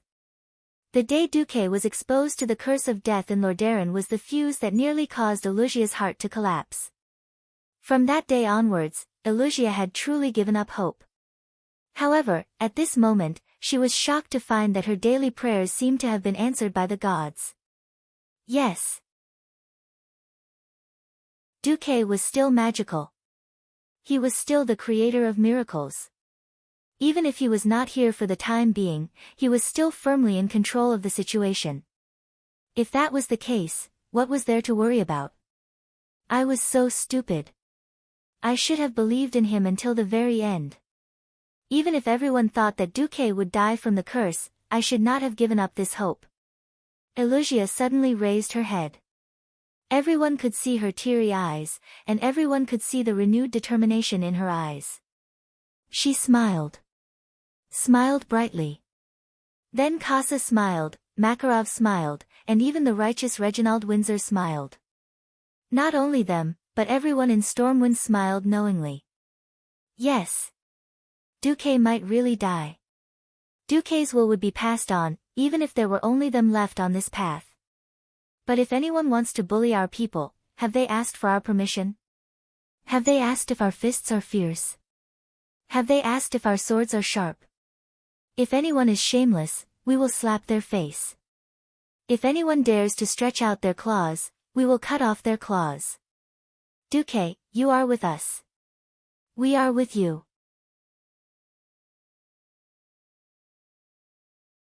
Chapter 498. Originally, when Tyrrhenas arrived, he wanted to drag out Baron Pavan, who had been beaten beyond recognition, and ask for an explanation from Lang. To be honest, it was indeed an insult to marry a duke's daughter with a dowry of 1,000 gold coins, but the great Rotterdam kingdom could not take it lying down. Tyrrhenas did not ask for the Stormwind to hand over the culprit. He was just trying to put some pressure on Stormwind, at least so that Stormwind would not interfere when Rotterdam kingdom annexed Alterac in the future. At this time, everyone could guess what happened. Including Lothar, all the Storm Royal Knights at the scene threw their gauntlets at Baron Pavan with all their might. Baron Pavan. I want to duel with you. Everyone shouted loudly, scaring the old Tyrrhenas half to death. Baron Pavan, who had been pulled out to be used as a spear, was knocked unconscious again on the spot. Well, it was a miracle that he did not die after being smashed by these violent, muscular men. Tyrrhenas finally realized the Storm Royal Knight's unyielding attitude. Even Lothar was strongly against it, so there was no room for discussion. If the commander of the alliance resigned because of such a ridiculous matter, then Rotterdam would be the real sinner. Baron was almost the smallest noble, below them was the knight, who was more symbolic than substantive. Knights were considered quasi-nobles, higher than commoners, but lower than nobles.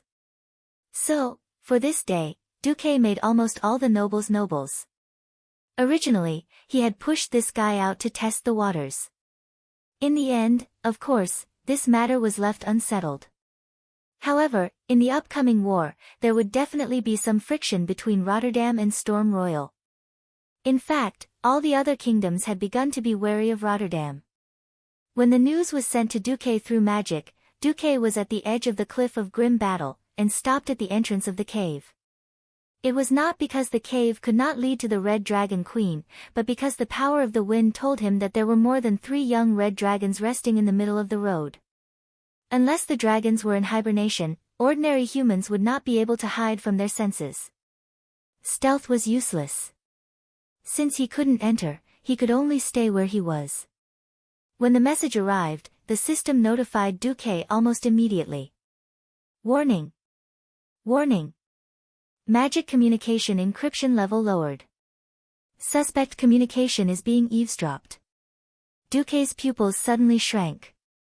His worst fears had come true, a magic transmission leak. Needless to say, it must be the doing of the Black Dragon King hiding in the dark. At the end of the day, magic communication was still a type of magic. In this world, the true ancestors of magic were the dragons.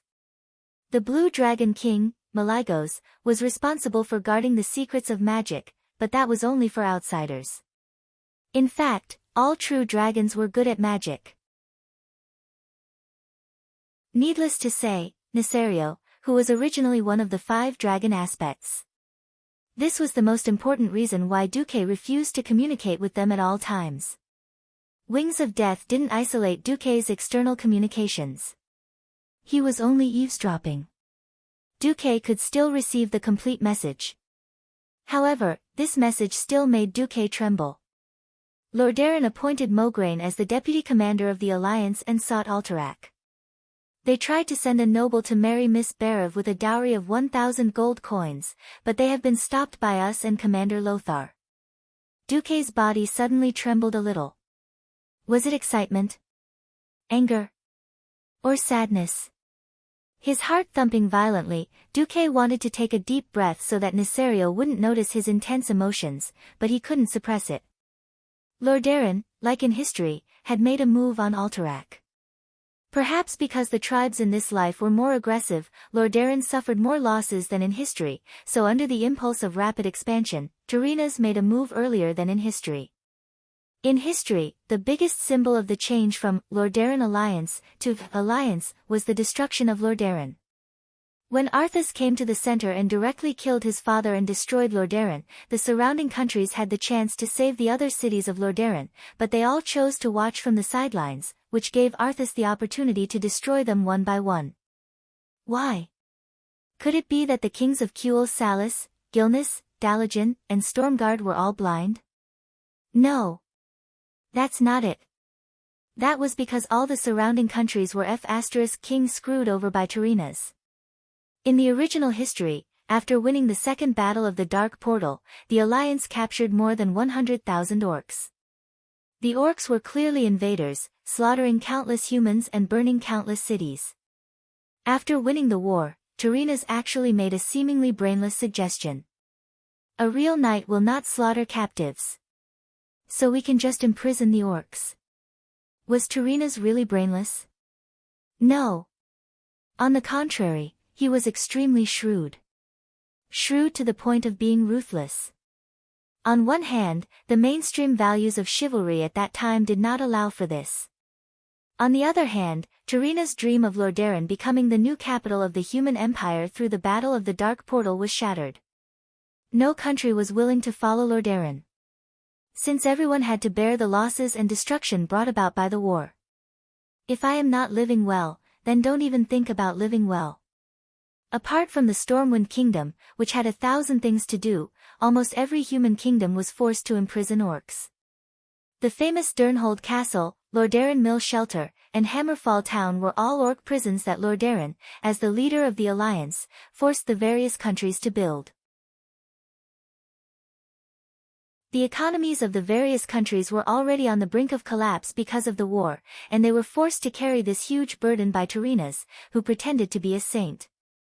It would be strange if they were angry.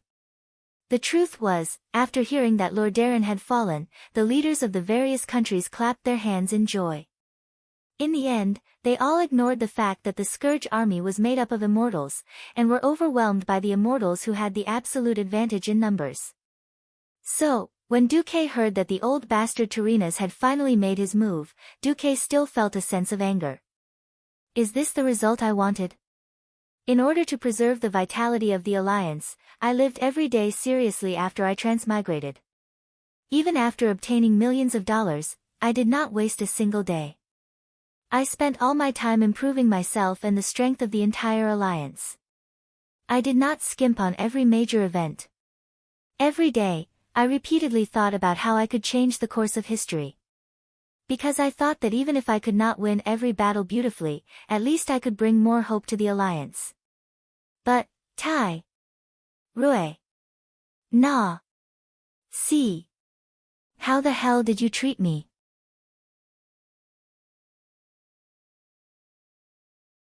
Chapter 499. I'm working hard for the Alliance, coordinating with so many kingdoms day and night. I'm in charge of war, logistics, diplomacy, and coordination. Your hometown, Lordaeron, was almost raided, and I had to bring people to save you. Now, they had finally turned from defense to offense, and there was a glimmer of hope for victory. I'm not dead yet. You're already targeting my people. Tyrrhena's Menethil. I'll F***ck your 18 generations of ancestors, and then F***ck your 18 generations of descendants. Duque gritted his teeth, his chest rising and falling rapidly. His arms trembled from the excessive force, and his nails dug deep into his palms. There was a famous saying in World of Warcraft, don't be afraid of a godlike boss, but be afraid of a pig-like teammate. But there was another kind of person who was even more disgusting than a pig-like teammate, traitor. Yes. In Duke's eyes, Tyrrhenas was a ruthless man. Traitor.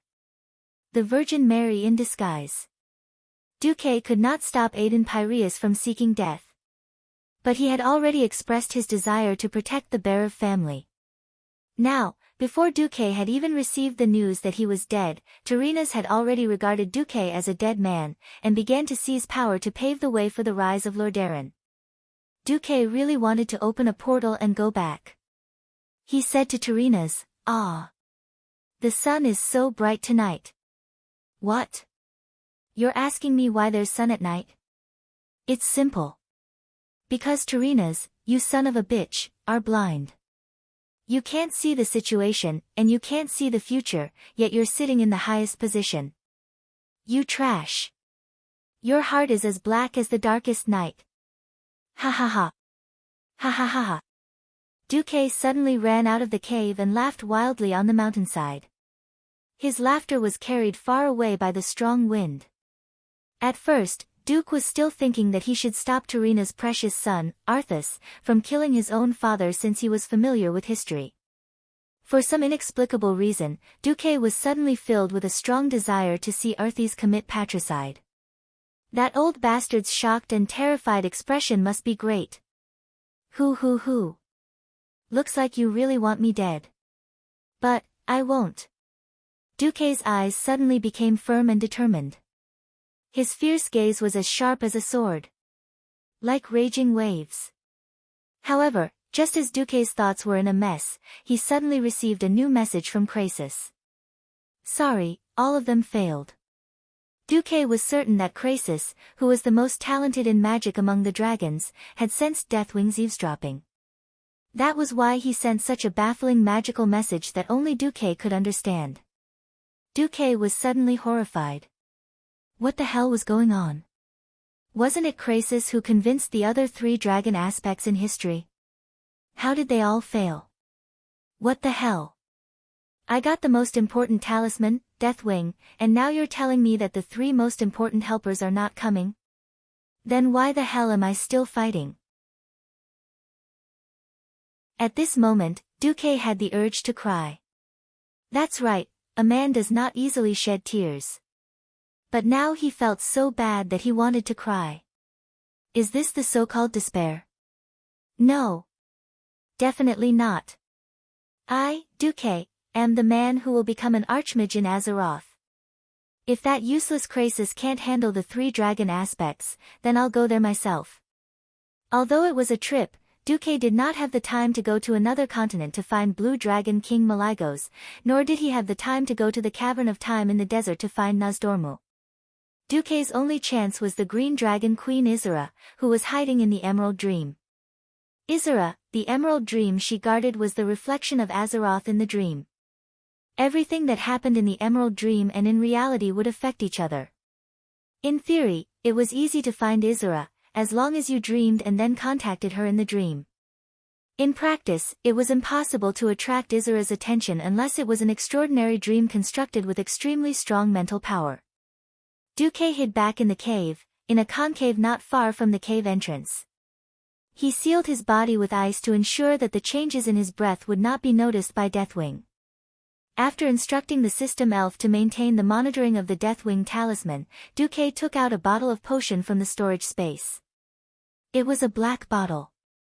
After pasting a special label on it and placing it in the designated place, he quickly found it. This thing was called Death Dream. Even in Karazhan's laboratory, it was regarded as a taboo by Medivh, and it was the most strictly guarded and labeled as the most dangerous. Just 3 drops of this venom on the tip of the arrow killed Manta, the king of the abyss. Just 3 drops were enough to kill an existence that was 10 times the size and strength of a giant dragon. Just like Deathwing, almost everyone once thought that Manta was absolutely invincible. Now, Duque was going to take some Death Dream. He wanted to use the strongest hallucinogenic effect of this thing. The deepest sleep, the deepest dream. Duque said to himself as he opened the bottle, if I can do it, then Isera should be there. No, she must be there. But if there's too much, then I'll be the one to die. Most people only have one chance, but am I an ordinary person? Duque laughed at himself. Yes. Duque was not afraid of death. But he was afraid of decay or destruction at the soul level. The curse that Sargeras used before he knelt down was of this level. Compared to the slow countdown of death like a frog being boiled in warm water, Duque was more willing to take a gamble. How many gambles were there in life? He took out a cup and a small bottle of pure water from his storage space. Then he poured just enough water into the cup and opened the black bottle. He carefully lifted the opened black bottle to the top of the glass. 3 drops of poison killed Manta in a few seconds. How many drops did Duque need? The deepest slumber and eternal death. The difference between the two was much smaller than most people could imagine. Duque tilted his hand and poured out the smallest drop of poison he could. He watched the drop of poison fall silently into the cup of water. Duque closed the lid of the small bottle and picked up the cup. Damn, it would be great if there was a comfortable spring bed at this time. Duque added, well, it would be better if there were 2 elven girls with big breasts to accompany me on my left and right.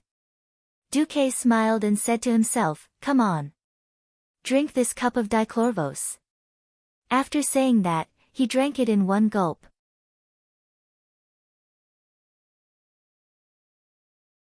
Chapter 500. The gale howled in the pale sky, and countless misty grayish-white drifted erratically in front of the towering grim battle fortress. The grayish-white that symbolized death filled every corner of his field of vision. It was like watching an old black and white movie. A familiar yet unfamiliar chill ran through his body. Duque shuddered and suddenly realized that this scene was really King familiar. He looked down at his translucent hands, and then at the translucent woman with white wings in front of him. Duque suddenly realized. F***ck. I'm dying. F***ck, how long has it been? I've almost forgotten this feeling. How long has it been since the last time I died and ran my corpse? The only good thing was that the system was still there. The system notification said, "You're dead. Do you want to activate instant corpse resurrection? If yes, please pay additional soul power." Yes/no. Duque decisively clicked yes. Duque had no choice at all. The despicable black dragon was staring at him now. If he really found out and took back the black dragon amulet, he would really have no place to cry. In fact, Deathwing really did find out. He felt that the faint soul connection between himself and Duque was temporarily interrupted. Nisario, who had transformed into his human form and was hiding at the foot of the mountain, frowned. However, in the next moment, he found that the soul connection was restored. There was no mistake. Could it be that I'm too close to the demon's soul, causing problems with my perception? After thinking about it, the demon's soul refused to be touched by any dragon. In order to prevent him from interfering again, the seal that the four bastards put on was quite terrifying. He was not afraid of going up against the four guys who did not have full strength, but he was afraid of encountering the demon's soul. The backlash of the demon's soul on the entire dragon race was no laughing matter. On the other side, in the ice, Duque panted heavily. Looking at the black dragon amulet in his hand, Duque was speechless for a long time. F***ck, it's too much, and I died. Duque smiled bitterly. If it wasn't for the soul force that Medivh had left for him, he would have turned to dust after enduring for 14 days. Alright. I'll take a smaller portion this time. Duque used half of the amount from last time and drank it with water. This time, it wasn't the fairy sister, whose vision went dark and she directly saw the grave. Instead, it was a faintly discernible murmur that sounded like the wind, but also like some kind of love action movie. Duke felt unwell. Because he recognized that this was Aurelia's purposely suppressed moaning when he stabbed her in the back. The scene in front of him instantly changed. Duque was dreaming, and it was the most intense kind. Aurelia was not a gentle woman. She was independent, strong-willed, determined, and courageous. Especially now that they were facing a great enemy, Aurelia was even more focused on taking revenge on the tribe. She couldn't understand how hot-blooded a young human male with the body of a little over 16 years old could be. It couldn't be helped. Even if humans and elves had similar styles, there were still differences between them. In fact, after that night, she didn't have much time with Duque. Plus, Duque was a transmigrator who had graduated from an engineering university. Engineering. It was good enough to see a female. That was the grave of a male. That was the place where Sao's competed with Diaochan. As a result, Duque had actually accumulated a lot of pressure. There were a few times when Duque almost couldn't take it anymore.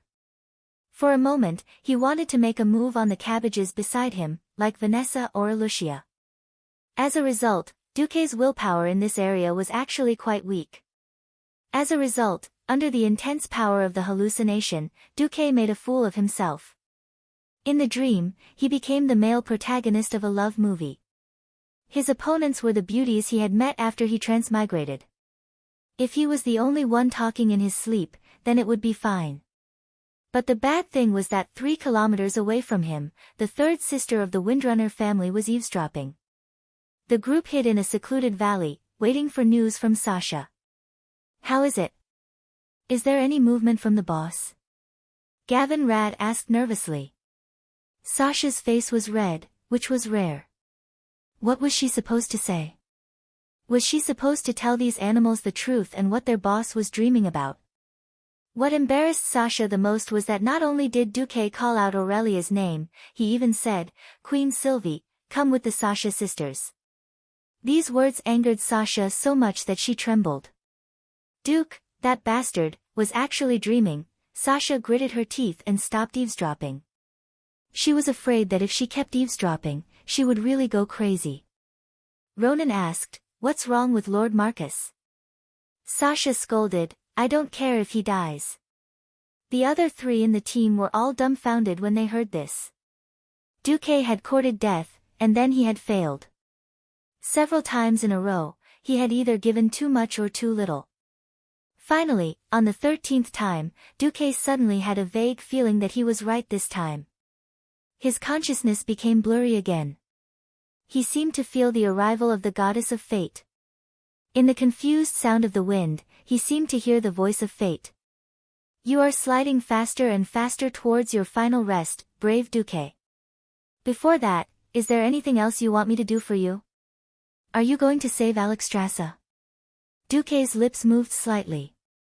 "No, I don't just want to save her. Since I, Duque, have come to Azeroth, I hope to make this world a better place." The murmur of fate continued. "Don't you want something for yourself? Maybe you want your fading life back? Or to rule over a region? Or perhaps, eternal life. Everyone has to die. I have no intention of changing this fate. But if I have any hope, it would be to transmigrate here. At least I don't want to leave any regrets, right?" "Regrets?" "Yes, I really have too many regrets towards this world." For a moment, fate seemed to feel the regret in Duque's heart, and it also felt the selfishness hidden in the bottom of Duque's heart. Fate seemed to let out a light laugh. Then there was darkness. The darkness seemed to be pulling him in. Duque began to feel that it was difficult to breathe, and it was difficult to think. He even wanted to turn around and just disappear in the comfortable darkness.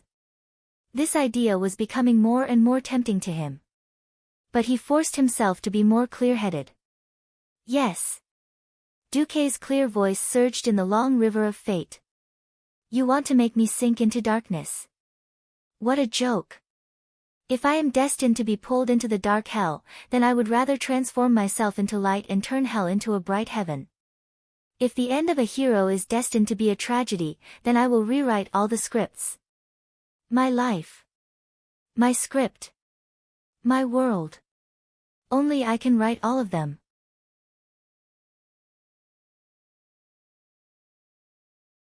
Chapter 501. Was it a cry? A roar? A roar at the end of his road? Or the voice of despair? Duque couldn't tell. He didn't want to tell. He wanted to vent. He wanted to change everything. Was a deviation of 21% enough? If it wasn't enough, I'll help you increase it to 100%, 200%. 1000%. Today, I'll help you increase Nesario to Baldi, and tomorrow to Elated. F***ck. I don't believe it. Is power really everything? Is fate really unshakable? No. Never. Everyone has the right to dream. I've sacrificed so much. I've changed this world so much.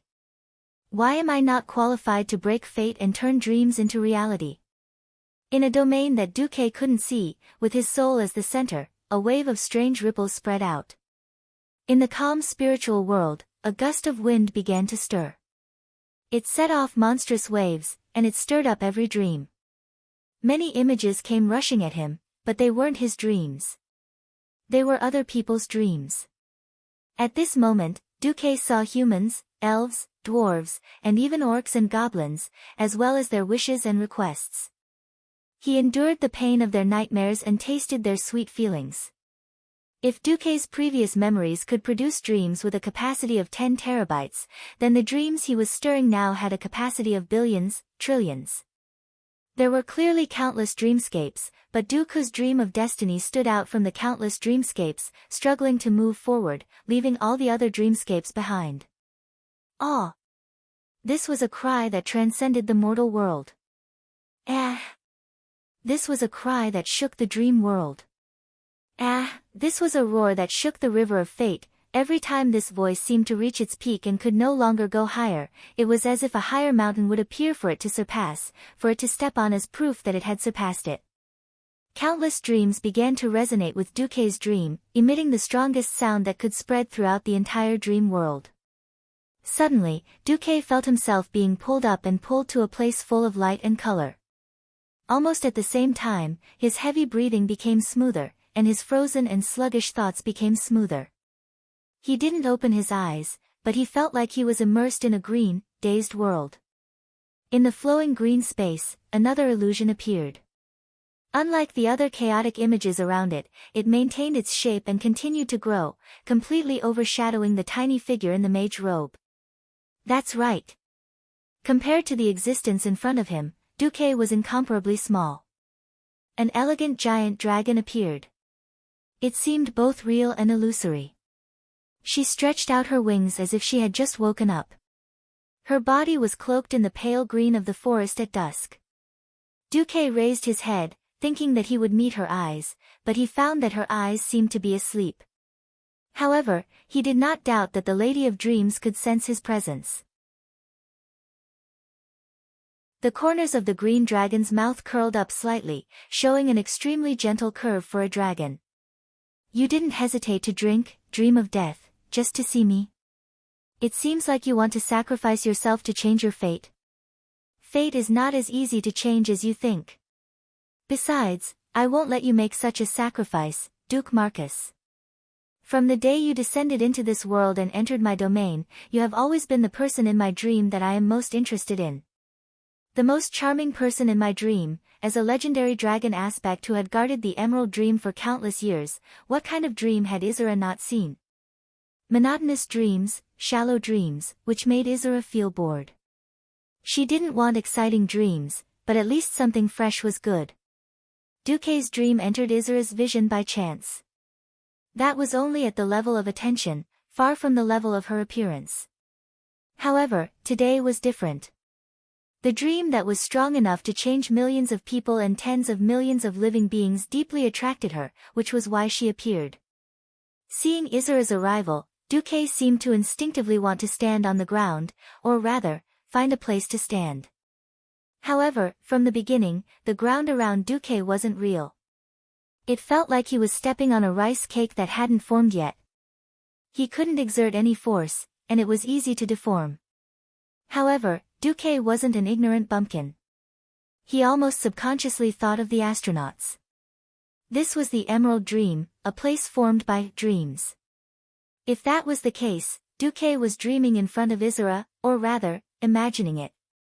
A gentle wind blew in the Emerald Dream, and Isra's huge eyelids seemed to move. She looked at Duque with interest, but didn't stop Duque's actions. Isra was immediately surprised. She saw Duque solidify under Duque's powerful spiritual will in this liquid-like thing that she called the source of dreams. It formed a chair that looked like wind, but was actually solid. Duque sat on it and adjusted himself so that he was parallel to her line of sight, facing her huge dragon head, less than 10 meters away. Duque apologized straightforwardly. Sorry, I didn't mean to invade your territory, but not being able to touch the ground makes me feel guilty. It's okay, Duque. Thank you, Isra. Why did you suddenly come today? The expression on the green dragon's face should be a smile. But Duque sighed. He didn't have time to beat around the bush with Isra. For the Emerald Dream that mortals couldn't even imagine, the biggest characteristic of dreams was that they were unpredictable. As the master and guardian of this world, Isra also inherited almost the same characteristic. Beating around the bush with her, she could talk to you for 100 years without repeating it. You're so elegant, so polite, and you don't even put on the airs of a dragon in front of a mere mortal like me. Why do you pretend you didn't see all this? Why did you repeatedly reject the pleas of a great red dragon when Crassus, or Cleistras, found you? Oh, Cleistras. Looks like you know a lot, Duque. Isra didn't deny it.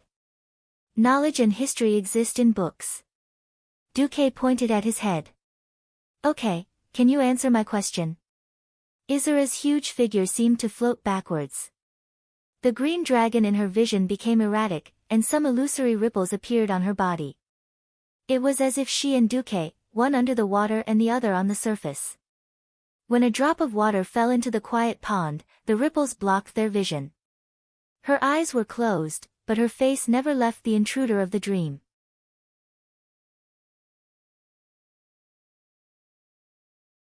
Chapter 502. Why turn a blind eye? It's not that simple to save Alexstrasza. And I can feel Nesario lurking near her. If I force myself to fight Nesario, the price I might have to pay. Even I don't know if it's worth it. If even I fall, that will be the day the emerald dream collapses. Duque was about to say something, but he suddenly found that he could not speak. Yes, this was Isera's territory. She was the absolute master here. Even in the distant past, we dragon aspects were only given the responsibility of protecting this world. Isera sighed. Duque found that he could speak. Are you trying to say that humans, elves, and dwarves are not within your protection? Isera did not reply directly. Isn't it better to let this world run its own course? If Alexstrasza is destined to be rescued, then what is predestined will naturally happen, right? Her indifference, and the indifference of the three dragon aspects, made Duque extremely unhappy. Duque raised his head proudly.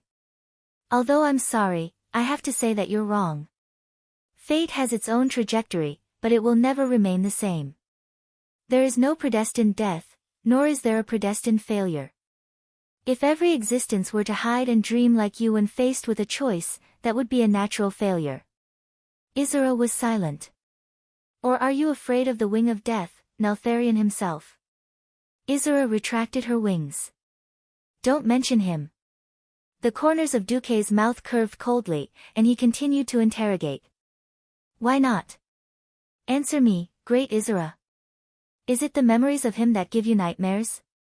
Or is it his own actions that cause the plague of nightmares in the world of dreams?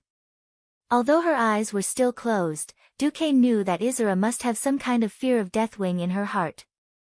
I swear, I'll never enter his dreams again. He is probably the only character who is more terrifying in his dreams than when he is awake. If Krasis heard Isera's words, the red dragon would probably be dumbfounded. But Duke knew very well why this was the case. After the ancient god Enzos used the whispers of the ancient god to drive Nesario crazy, Nesario had actually been suffering from severe schizophrenia for a long time. Reason with a lunatic? That's really hee-hee. Duque did not care about Isera's psychological trauma towards Nesario at all. He was only focused on one thing from the beginning to the end, whether he could summon the three ancient dragons to fight Deathwing to the death. This was not an easy task. Firstly, the demon's soul had taken away their strength. Although they wouldn't be reduced to such a state, their strength would still be reduced by 50%. Secondly, Duque could clearly see that these fellows were only willing to guard their own land after 10,000 years had passed since the era of the dragons. The Blue Dragon King, Malygos, had become mentally ill because the Blue Dragon army had been wiped out and his wife had died. The Bronze Dragon King, Nozdormu, was only willing to focus on his collection every day. He had become a shut-in. The Green Dragon Queen, Isera, was already considered easy to talk to. Duque raised his head high. You're afraid of Nesario, but you and your race still haven't given up on humans, elves, and dwarves, haven't you? Even if you're afraid, you're still looking for a way to destroy Nesario, aren't you? Isera sighed. So what? Even if I drag Nesario into the Emerald Dream, I can't destroy him. Even in my domain, there are limits. Duque's voice became clearer and louder. What you can't do doesn't mean that others and other races can't do it. In this world, humans are indeed a new race. But so what? Haven't we created enough miracles? Haven't humans realized those seemingly absurd dreams many times? Since you think you can't do it, why don't you dare to give it a try and let me rewrite your destiny for you? The Green Dragon Queen's huge body trembled. Isera, let me tell you, I've obtained a way to save Alexstrasza. Regardless of whether I can get your help or not, I will persist in fighting Deathwing with her. The only difference between whether you, Malygos, and Nozdormu join us is whether we can take this opportunity to deal a heavy blow to Deathwing. Just because you don't dare doesn't mean that the other dragon aspects don't dare. Help me contact Malygos and Nozdormu. I'll convince them. Duque knew that Isra was still a little lacking in courage, or rather, she didn't trust him enough. She silently sensed Duque's mind, or rather, the aura of the dream that only she could taste. You're not lying. Well, if you really want to do that, I'll help you call them. The dragon of dreams body swayed. Duque suddenly found that Isra had changed shape. Standing in front of him was a slender, fair-skinned woman. She was beautiful, but she was as ethereal as air. She wore a silky light green gauze robe, and a veil covered the lower half of her face. To some extent, she reminded Duque of the ethereal goddess in the graveyard. Of course, they were not the same thing. Her eyes were still closed. Suddenly, Isra's eyes opened completely. Duque was stunned. It was a pair of eyes that transcended his understanding. It was full of fantasy colors, as if this pair of eyes belonged to someone he knew, someone he loved deeply. It was also as if this pair of eyes was extremely unfamiliar. It was as if at that moment, Duque lost his ability to distinguish colors, because he actually saw all kinds of colors in Isra's eyes: blue, green, red, black, gold. There was every color in her eyes. There was also a pair of eyes that seemed to be the reflection of his own eyes. With this shocking opening, Duque found that the space on both sides of him was shaking violently. On the left was the 1,000 miles of ice. In a huge ice cave that was at least a kilometer high, a huge blue dragon with dull eyes was indifferent to everything. If he roared angrily, Isra. How many times have I said it? Don't peep into my dream. Isra would think that there was a chance. However, this dragon that was always happy now looked like an idiot. It just glanced at Isra and didn't say a word. On the right was the 1,000 miles of yellow sand. In a reddish-brown cave surrounded by golden quicksand in Tanaris, there were countless huge monsters that looked like statues. Suddenly, a sandstorm rolled up, and the yellow sand began to gather, gradually forming a recognizable shape. It was the shape of a dragon.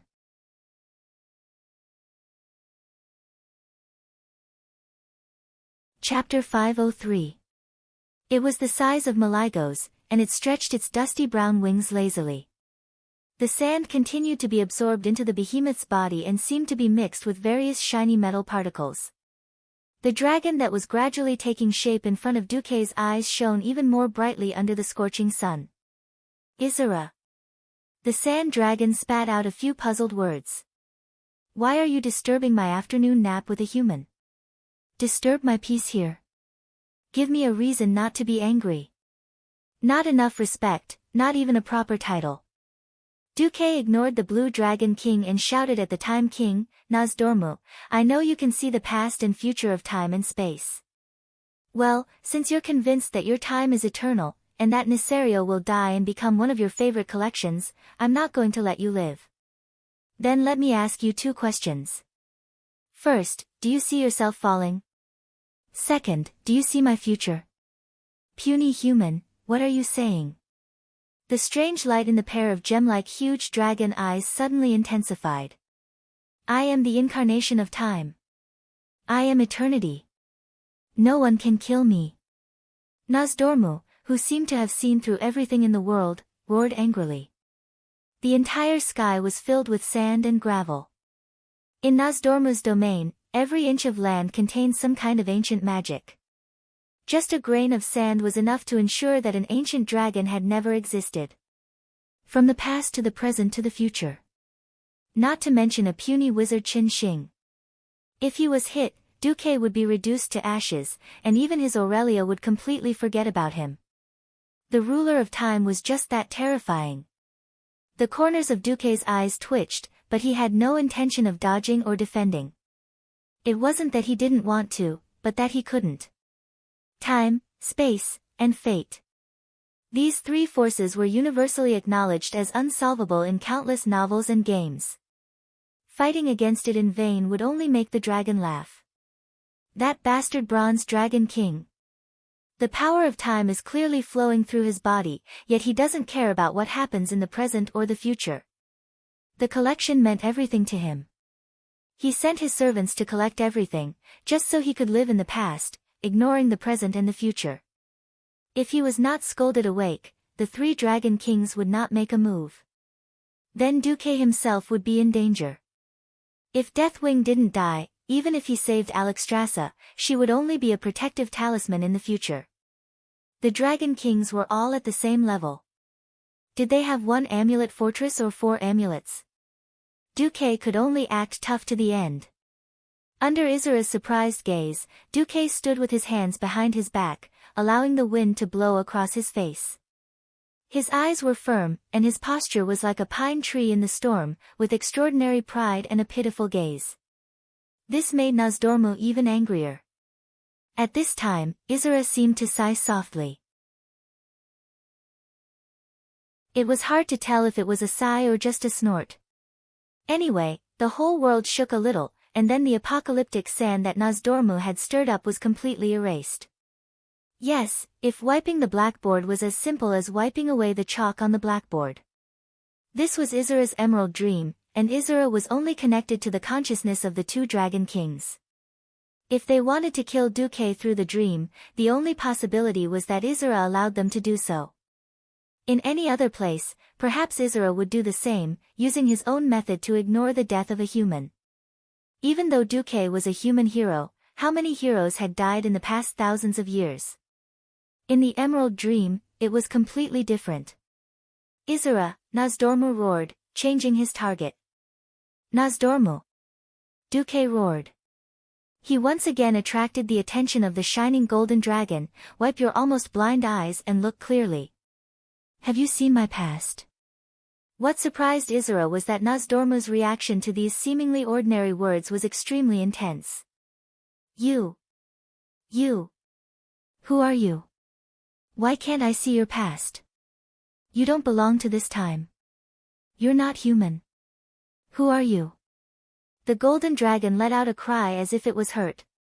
At this moment, even Malygos, who had been in a daze, seemed to be moved. I'm here to show you the way. Otherwise, you'll be finished in less than 50 years. Duque was speaking the truth. If Duque's knowledge of history was correct, in the future, the 5 dragon kings were almost all wiped out, leaving only Alexstrasza. The death of Nozdormu, the king of time, was even more hilarious. There was a problem. How could a dragon that could manipulate time die? The answer was yes. The current Nozdormu actually died together with the future Nozdormu. There was another important reason why Duque revealed this. In principle, the bronze dragon was the guardian of time. Their duty was to protect the past from being changed, and they also had the power to travel through time. In a sense, Duque was a transmigrator from the future to the present Azeroth. Therefore, the bronze dragon was a hurdle that he had to overcome. Otherwise, who knew if he would be purified by the bronze dragon who would rush back in the future? Duque's biggest card was the death of the bronze dragon king in the future. If Nozdormu did not want to die, then Duque could use this card to threaten or reach an agreement with the bronze dragon clan. Really? Duque was gambling. If he lost, he would not have to go back to deal with Nesario. He would be wiped out by Nozdormu here. If Nozdormu tried his best, even Isura could not save him. If he won the bet, now, Duque saw Nozdormu's struggle and hesitation. For the first time, this bronze dragon king, who only knew how to eat and wait for death and did not do any proper work, discovered that his eyes, which could see the future beyond time, could not see himself 50 years in the future. The golden yellow gravel dragon was trembling. Duque decided to add fuel to the fire. Yes. I did not belong here. But my future belongs to Azeroth. May I ask, Great King of Time, do you allow a variable like me to exist? Are you willing to give me, and the Bronze Dragon clan, a change and hope? Nozdormu almost instinctively spat out a ball of sand to attack the tiny Duque, but in the eyes of the other 2 dragon kings, Nozdormu was being forced to retreat. This was an extremely strange scene. Duke unleashed his final trump card. Lend me your power, Nozdormu. I am willing to point out the right path for you. As for you, Maligos, I can provide you with a little thing, in private. The Blue Dragon King, who had been muddle-headed, suddenly trembled.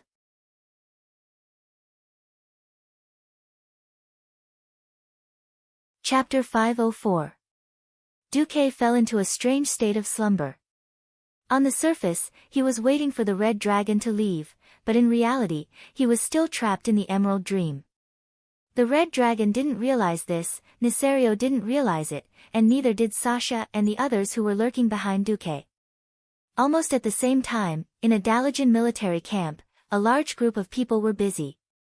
It was a huge stone gate. The door was made of purple crystal pillars that conformed to the Dalajan style. Of course, it wasn't as ridiculously huge as the Dark Portal, but it was still one of the best portals in the world. The illusory purplish-blue portal had yet to fully open. When the bystanders looked over, they could only see complete darkness on the other side. Almost 100 Dalajan mages were nervously inspecting every single magical array. The Earth Mage was testing his mana output. The Morning Star Wizard was checking if the structure of the magic formation was complete. A Kirin Tor counselor and a Silver Moon counselor were standing at a high place, commanding everything. It seems like this world hasn't had such a large-scale teleportation in almost 1,000 years, right? The Silver Moon Parliament member muttered to himself. In the square next to it, thousands of people were also busy. They were not ordinary soldiers. Almost every one of them was fully armed and had a knight insignia on the chest of their armor. At the very least, it was a knight apprentice insignia. Meanwhile, the knight's servants were nervously conducting the final checks on their equipment. Weapons, equipment, and a small amount of water and rations. Behind them were a large number of professions, hunters, rogues, priests, and mages. In front of these knights, there were a few holy knights clad in bright silver armor, their bodies glowing with holy light. They had a name that resounded throughout the Alliance and the Horde, Knights of the Silver Hand. If one were to look carefully, they would notice that most of their weapons were enchanted with the Dragon Slayer spell that was specific to the dragon race. Even if half of the Dalajan mages were to gather for the teleportation, it was impossible for them to have the same teleportation ability as the Dark Portal, much less transport an army of 100,000 in one go. 1,000 people, 1,200 at most. This was already the limit. The most elite troops of the entire Rotterdam Kingdom were gathered there. Almost everyone here had the strength to take down 5 orc warriors by themselves. They were the elite of the elite. They were the pride of Lordaeron. There was a viewing platform at the back of the square. From this balcony, one could clearly see everything that was happening below. Tyrrhenas, the king of Lordaeron, stood with his head held high. He held the king's scepter in his hand and said to Antonidas, "My military advisor told me that even if we were to face 3 ancient dragons at the same time, we would not be able to defeat them. Even this team can fight against him." Antonidas seemed to be thinking about something. After a few seconds, he replied, "Your consultant gave you a rather conservative estimate." Tyrrhena's face was filled with pride. Lordaeron has failed before, but Lordaeron will rise again. Daelin, Xion, Lang, and Salas, who were standing near Tyrrhenas, frowned. They could sense that Tyrrhenas had used the word Lordaeron. Even Kale, Bats and Kudrin Wildhammer, who were also spectating the ceremony, felt disgusted. Ever since the incident with Lordaeron and Stormwind a few days ago, the kings had become even more vigilant. Everyone knew that Lordaeron was not kind. After they failed to forcefully marry Alucia, the 2 countries had a war of words. When Lothar threatened to resign from his position as the commander-in-chief, Tyrrhenas finally gave in. He stripped that guy of his title and demoted him to a knight. He made the Pavan family publicly apologize, and at the same time, pushed the blame onto the messenger. They said that the betrothal gift was actually 100,000 gold coins, not 1,000. They said that the guy's math was taught by a physical education teacher. Anyway, it was a bunch of nonsense that even a child would not believe. As a result, even if Lordaeron and Stormwind did not completely fall out, the seeds of conflict had already been planted. If it was not for the fact that the Horde had occupied the entire southern continent and the Arthi Highlands, which was the bridgehead in the northern continent, perhaps the alliance would have already begun to split. Everyone knew that Lordaeron was twisted. Perhaps it was because Lordaeron had always been a twisted superpower. It was just that they had not shown it before. Now, Lordaeron refused to form an alliance on the grounds that the raid mission was not suitable for too many countries.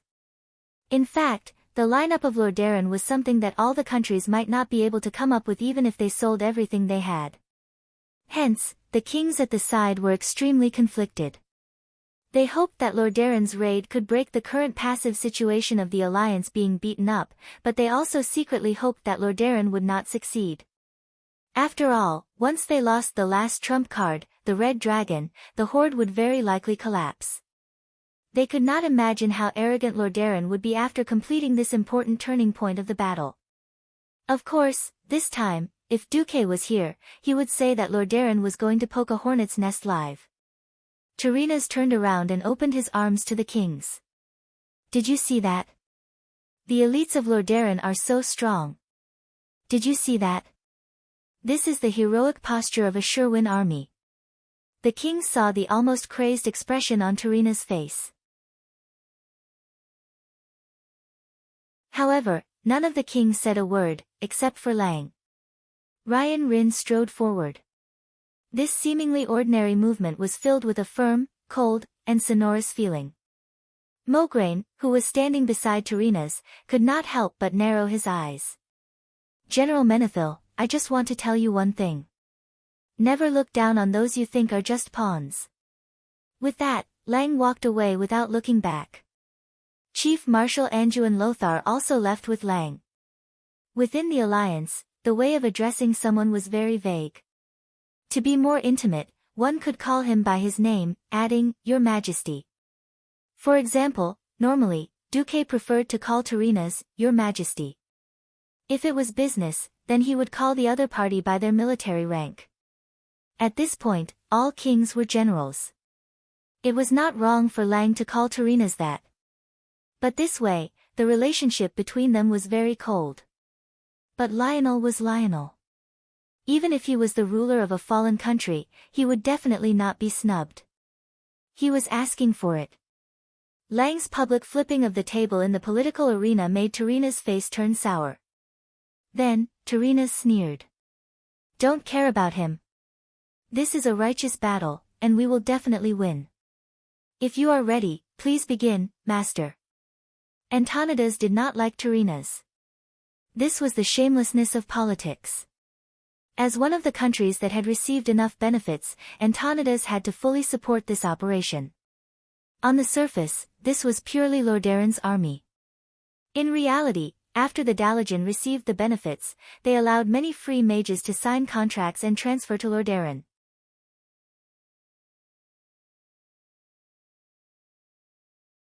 Chapter 505. If the operation failed, Lordaeron would suffer a double loss, and the Dalajan would not have a good time either. Antonidas nodded, and waved to the people below. Immediately, a commotion began to spread. Everyone, get ready. Open the portal in 5 minutes. Countdown begins. In the plaza, the servants in charge of preparations began to leave like a flowing stream. Soon, the only ones left were the generals and soldiers. Unrelated people were quickly taken away. The Dalajan guards in charge of safety quickly sealed off the plaza. Groups of Morning Star mages stepped into the magic formation beside the portal, and entered their designated positions. Everyone began to look at Grand Mage Antonidas on the platform. After preparing the guards, Antonidas quickly began to cast a spell. After a short incantation, Antonidas's consciousness began to enter the hazy void. He was looking for the spatial coordinates of Grim Battle Fortress. Teleportation was never an easy task. Unless it was a capital city of a kingdom, it was difficult to have complete spatial coordinates. Most of the time, mages had to explore it themselves and lock onto a target. If they were not careful, it would be a tragedy. Hence, few mages below Radiant Moon dared to teleport to areas outside the major cities. To avoid alerting the enemy, the Alliance did not even set the coordinates with the Grimbatal mages beforehand. The person they relied on the most was naturally Breaking Dawn mage Antonidas. He did not have to spend much effort to find his target. It was to the east of Grim Battle, near the Dragon's Maw Gate in the future. He could not set the portal on top of Grim Battle Mountain. Firstly, there was not much space there, and secondly, the assault team would be very passive against the Red Dragon's repeated attacks. He also did not have the cheating skills of the Wings of Death to directly find the secret passage to the Red Dragon Queen. He could only choose the most suitable spot, an empty space between the Horde's army and Grim Battle Fortress. Found it. The moment Antonidas locked onto the coordinates, the huge portal in the plaza began to fluctuate violently. First it was a ripple, and then it turned into a huge wave made of an unknown substance. In a few moments, the scene on the other side of the portal appeared. It was a huge passageway, and both sides of the passageway were filled with torches. The tribal warrior who was in charge of guarding was shocked by the sudden appearance of the portal in front of him. Then, he saw the Alliance soldiers standing in front of the portal, ready to charge. General Abendus, the highest commander of this operation, raised his sword high. In the name of Lordaeron, charge! There was a loud roar in the square. With the most capable Silver Hand as the leader, the commandos rushed over. Leading the way, Abendus and Sidan Dathrahan charged forward like two sharp swords, and the beast men immediately fell into chaos. However, it was only a moment of confusion. To the surprise of the people of Rotterdam, the orcs seemed to be quite prepared. Hundreds of well-equipped orc warriors with considerable strength rushed out from the various branches of the main road of the fortress, and fought with the elites of the Rotterdam kingdom. The hundreds of orcs charged back at the 1,000 elites of the Rotterdam kingdom, and it seemed that they still had a chance of winning. A few orc centurions tried their best to encourage their tribesmen, hoping to use the relatively narrow terrain to contain the Alliance's offensive and turn the tide of the battle. However, he soon realized that his thoughts were just wishful thinking. In front of him were two of the most ferocious people in the Alliance. Moreover, even though the warriors here were also known as elites, and also had a good reputation for bravery in the clan. Unfortunately, even though they had the same title, there was still a fundamental difference in combat power between warriors of different clans. Many factors such as physique and resistance determined combat power.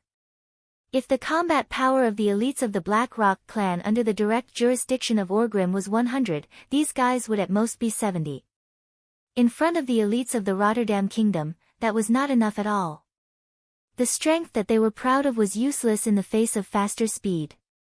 Often, when the orcs swung their arms, a sharp sword had already pierced through their terrible faces. This was especially so for the paladins of the Silver Hand who were charging at the front. Killing orcs of this level was no different from chopping melons and vegetables. Sidan was holding a sledgehammer that shone with holy light, just like the legendary titan who controlled the supreme divine power. As long as he swung the sledgehammer, several rays of holy light would sweep into the crowd of orcs like lightning. The platinum holy light hammer emitted a holy aura, and easily hit the orcs that weighed hundreds of kilograms like flying balls. With the enhancement of the paladin's skill, dedication, Sidan would have a large amount of holy light penetrating the ground with every step he took, and then bursting out from the ground. As long as any orc was slightly weaker, their legs would immediately be burned by the holy light, and they would be charred directly. However, that was not the end.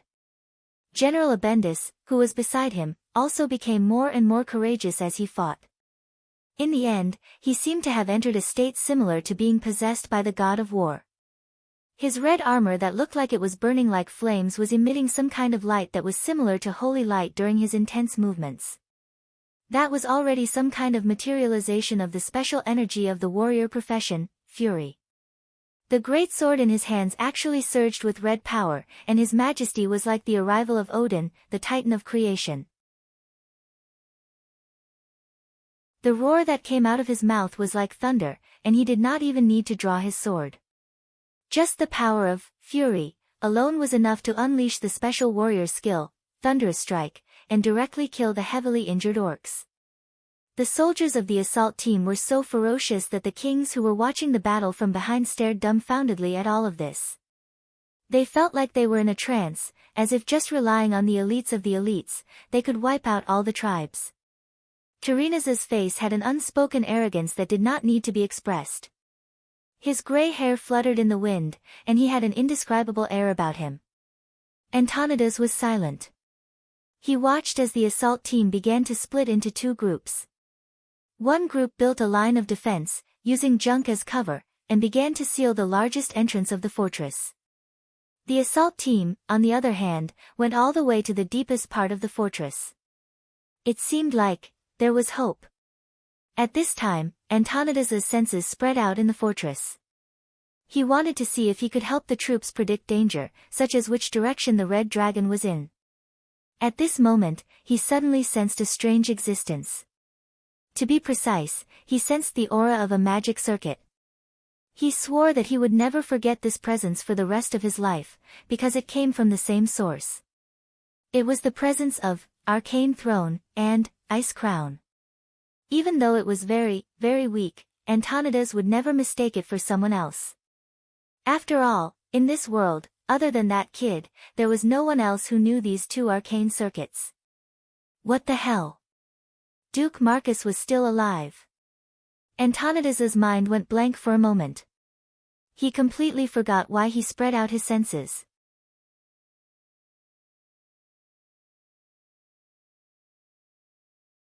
Chapter 506. The people of Lordaeron very quickly ran into trouble. To be honest, this was not their fault. If one disregarded Du's actions, there was no problem with their surprise attack. The fault was that they were at the wrong place at the wrong time, and met the wrong people. If they had come a few days earlier, they would have met with the emptiness of grim battle. At that time, the entire fortress only had the chief of the Dragonmaw clan, Zulud. If they had come later, when the tribe had finished adjusting, there would not have been so many gods. But to say that the people of Lordaeron were unlucky was the same thing.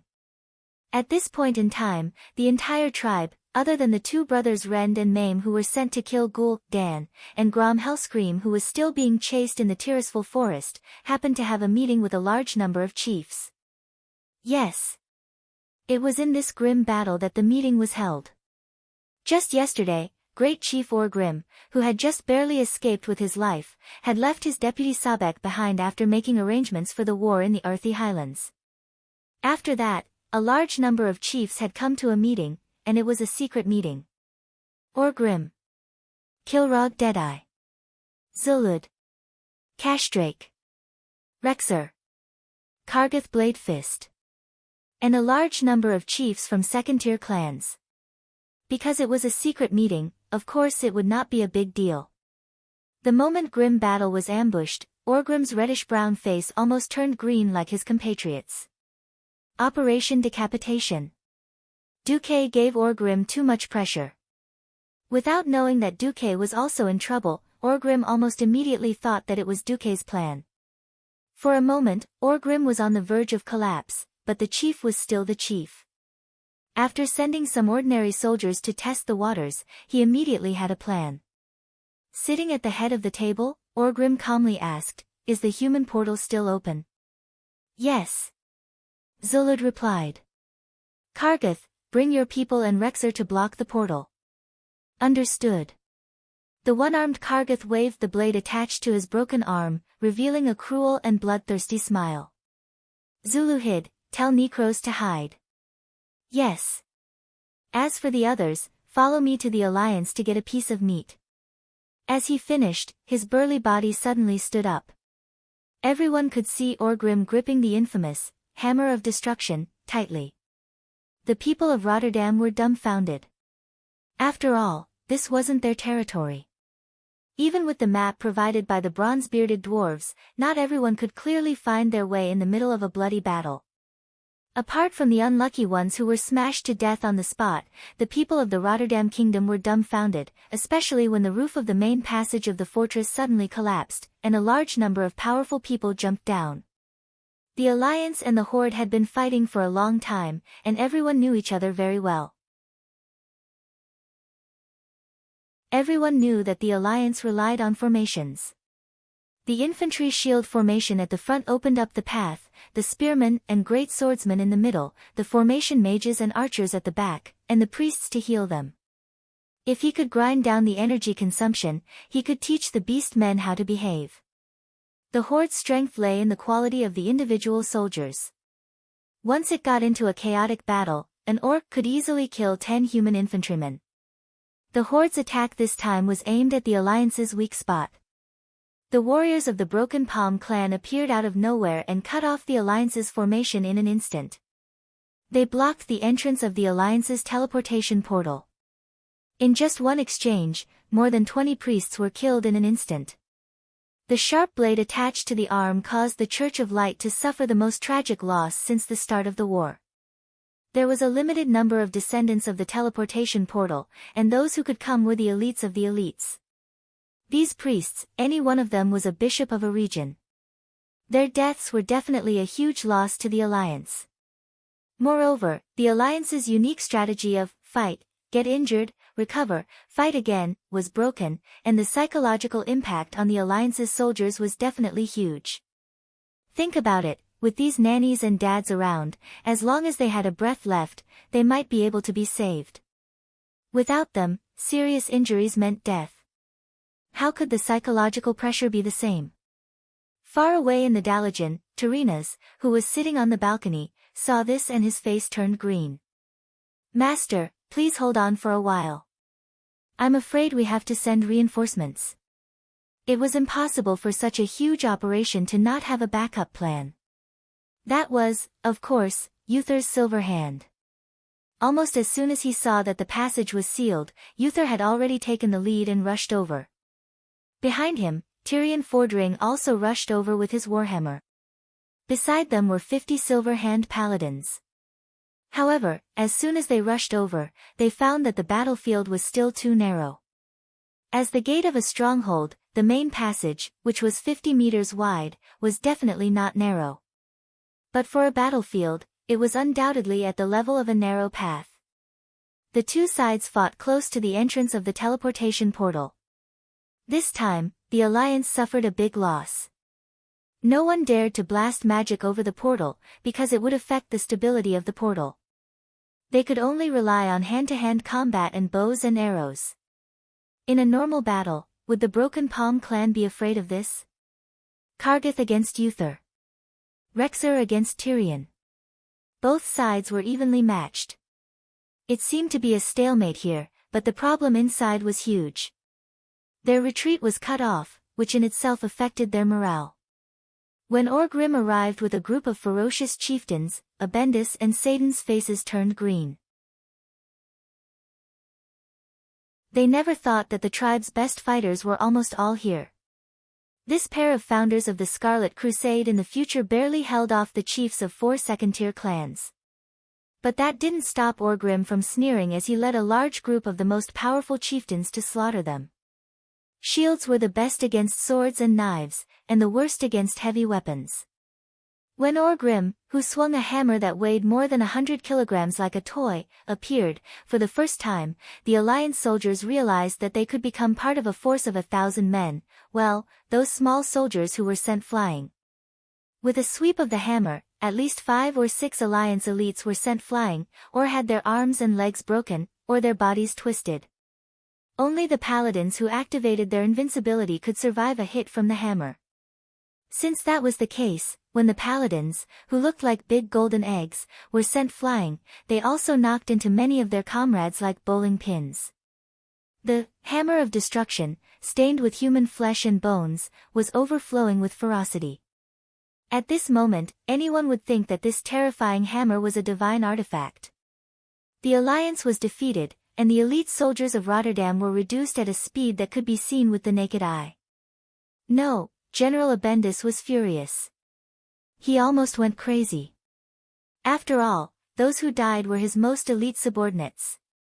Many of them had followed him for at least 5 years. But now, it was like a sickle cutting the wheat in the field, the grass was being cut. He did not know what was going on, but this time, Rotterdam was really in trouble.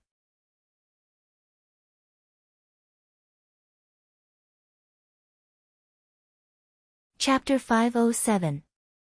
Actually, the people of Rotterdam were very unlucky this time. If Duque had not crossed the wetlands to lure out the wings of death, the 3 young red dragons would not have been killed, and the Dragon Maw clan would not have been so tense. The young red dragons were not just any ordinary people. They were at least as strong as the chiefs in the tribe. It was no wonder the tribe was shocked when 3 of them died in a few days. Without that, Zulud would not have let the 100,000 tribes gather near Grim Battle. There was no need for Orgrim to hold a meeting at the tribe's gathering point. There were many things that were interconnected. Rotterdam, who had rashly intervened for the sake of their reputation, happened to see the 100,000 horses running around, and almost lost all their money. Not only was Orgrim leading the slaughter inside, but the situation outside was not quiet either. Zulud immediately flew his red dragon through the special entrance of the dragon tribe to the entrance below the fortress, and let the dragon breathe dragon breath at the portal. To put it bluntly, the portal was a condensation of magic power. If the brainless orcs used axes and hammers to attack it, even 10,000 people would not be able to do anything. But dragon breath was different. The essence of dragon breath was fire elemental energy. Although enough fire elemental energy would not destroy the portal, it would put a greater burden on it. The mages in the Dalajan were in a difficult situation. Who's attacking the portal? The mages found that their mana consumption was increasing.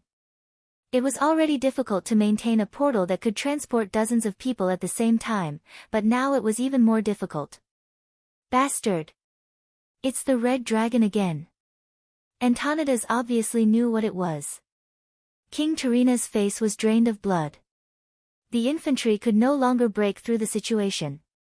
If they wanted to change the situation, they would either have to sacrifice themselves and let the people at the door retreat, or they would have to send in an overwhelming force. No matter how he looked at it, the tribe was well prepared. He tried asking, "Can the Dalajan send in more mages?" Antonidas glared at him. "How dare you ask me to send my precious high-level mages into such a messy battle?" Mages were definitely treasured by the humans and the entire alliance. The Dalajan Academy mages, in particular, were the worst at messy battles. It was generally accepted that the way mages were used was to suppress their opponents in positional battles. Tarina's suggestion, in the ears of the Kirin Tor chairman, was like sending him to his death. It was time to test Tarina's courage. If they retreated like this, they would lose at least half of their elites and gain nothing. If they continued to send more troops, the situation might not be good. Instead, it might cause more experts to fall into the trap. Tarina's was not satisfied. That should have been a great opportunity for the Rotterdam Kingdom to make a name for themselves and show off their might. Why did Duke kill tens of thousands of elite orcs in a few moves? Why did it seem like sending the elites to their deaths when it was his turn? The old king's clenched fists trembled. There was no need for others to remind him that he had to make a decision. At this time, Antonidas suddenly thought of something and said, "Your Majesty, you don't have to be so pessimistic. When I opened the portal just now, I sensed the magical wave of Sir Marcus. He seems to be in grim battle." Hearing this, Tarina's, who understood the hidden meaning behind the words of the Archmage, almost vomited blood. He did not trust Duque and sent over 1,000 elites, but in the end, he was just pretending to attack for Duque. Wait a minute. Wasn't Duque about to die? How did he manage to sneak into the fortress while being surrounded by tens of thousands of orcs?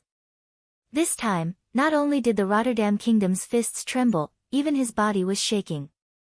Tarina's was shocked. Lang and Andoin were overjoyed. The two brothers looked at each other and saw the joy in each other's eyes. Duque was still alive. Lang could not suppress his excitement and quickly went forward. "What's wrong with Duque? Can you sense his condition?" Antonidas nodded. "I don't know about his physical condition, but his magical wave is not weakened at all." Hearing this, all the kings were moved. It did not matter if Duque was about to die or not, at least he could fight. Those who had seen Duque in action knew that Duque could not be considered a Morning Star mage. In group battles, he was even crazier than many Radiant Moon mages. Moreover, his various miracles in the past always made people think positively of him. At this moment, the clouds above Grim Battle Fortress suddenly rolled back layer by layer, forming a huge hole in the sky. Endless fire poured down from the hole. The entire mountain top was covered in fiery red. Ancient dragons? Another primordial dragon had arrived at this time. Just how many ancient dragons did the horde control? How many ancient dragons did they control? Just as everyone's expressions changed again, the scene suddenly changed.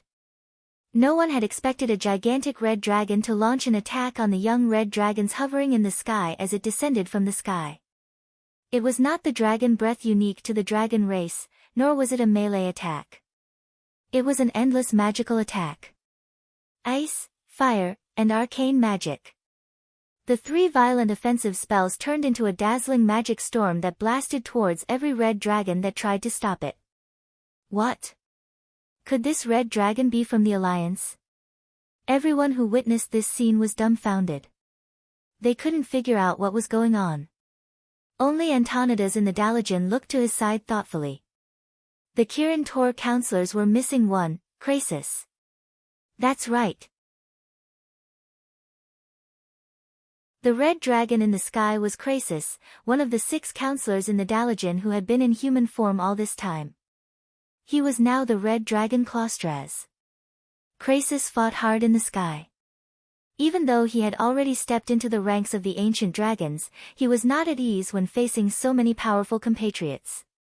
He was shocked to find that the young dragons had been brainwashed under the influence of the demon's soul. They unconsciously began to agree with the orc's orders. He was cautious when dealing with them, but they surrounded him without hesitation. Krasis gritted his teeth and dodged left and right in the sky.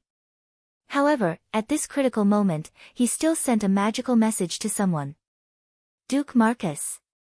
I don't know what other trump cards you have. But I've used all the tricks I can. The rest is up to you. I'm counting on you. You must save Queen Alexstrasza. At this moment, Duque, who had fallen into a deep sleep at the secret passage of Grim Battle Fortress, suddenly opened his eyes. He replied with a magical message. Wait for me.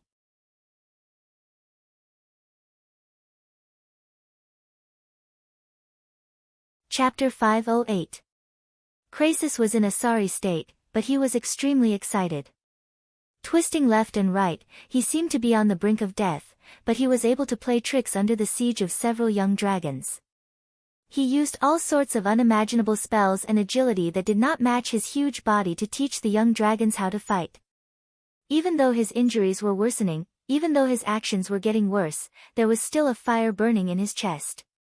His fighting spirit was still boiling. One after another, the young dragons lost the ability to fight without being fatally injured. Krasis was still holding on because of a message from Duque. Wait for me. If someone else had sent it to him, he would have snorted. But the person who sent it was Duque, the most legendary young man in the entire Alliance, or even the entire Azeroth. These 2 words exuded a strange magic. These 2 words represented an unparalleled miracle. Krasis unleashed the strongest combat power he had in his life, at the entrance of the secret tunnel. Duque looked up at the sky. He could not see the intense battle in the sky from his angle, but he could tell from the continuous dragon roars that Krasis was doing well. Suddenly, he waved to the people below. Sasha, call everyone up.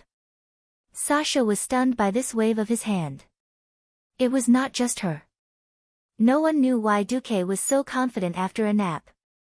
Of course, it could be imagined that Duque had used the surprise attack of the Lordaeron people and the unexpected red dragon as a cover for his real attack.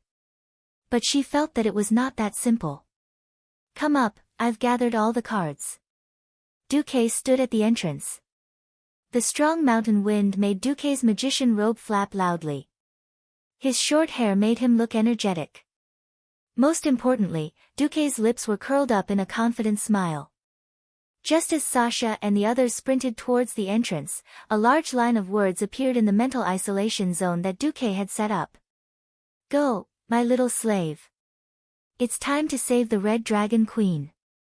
Find her and recite the incantation, Azidalu.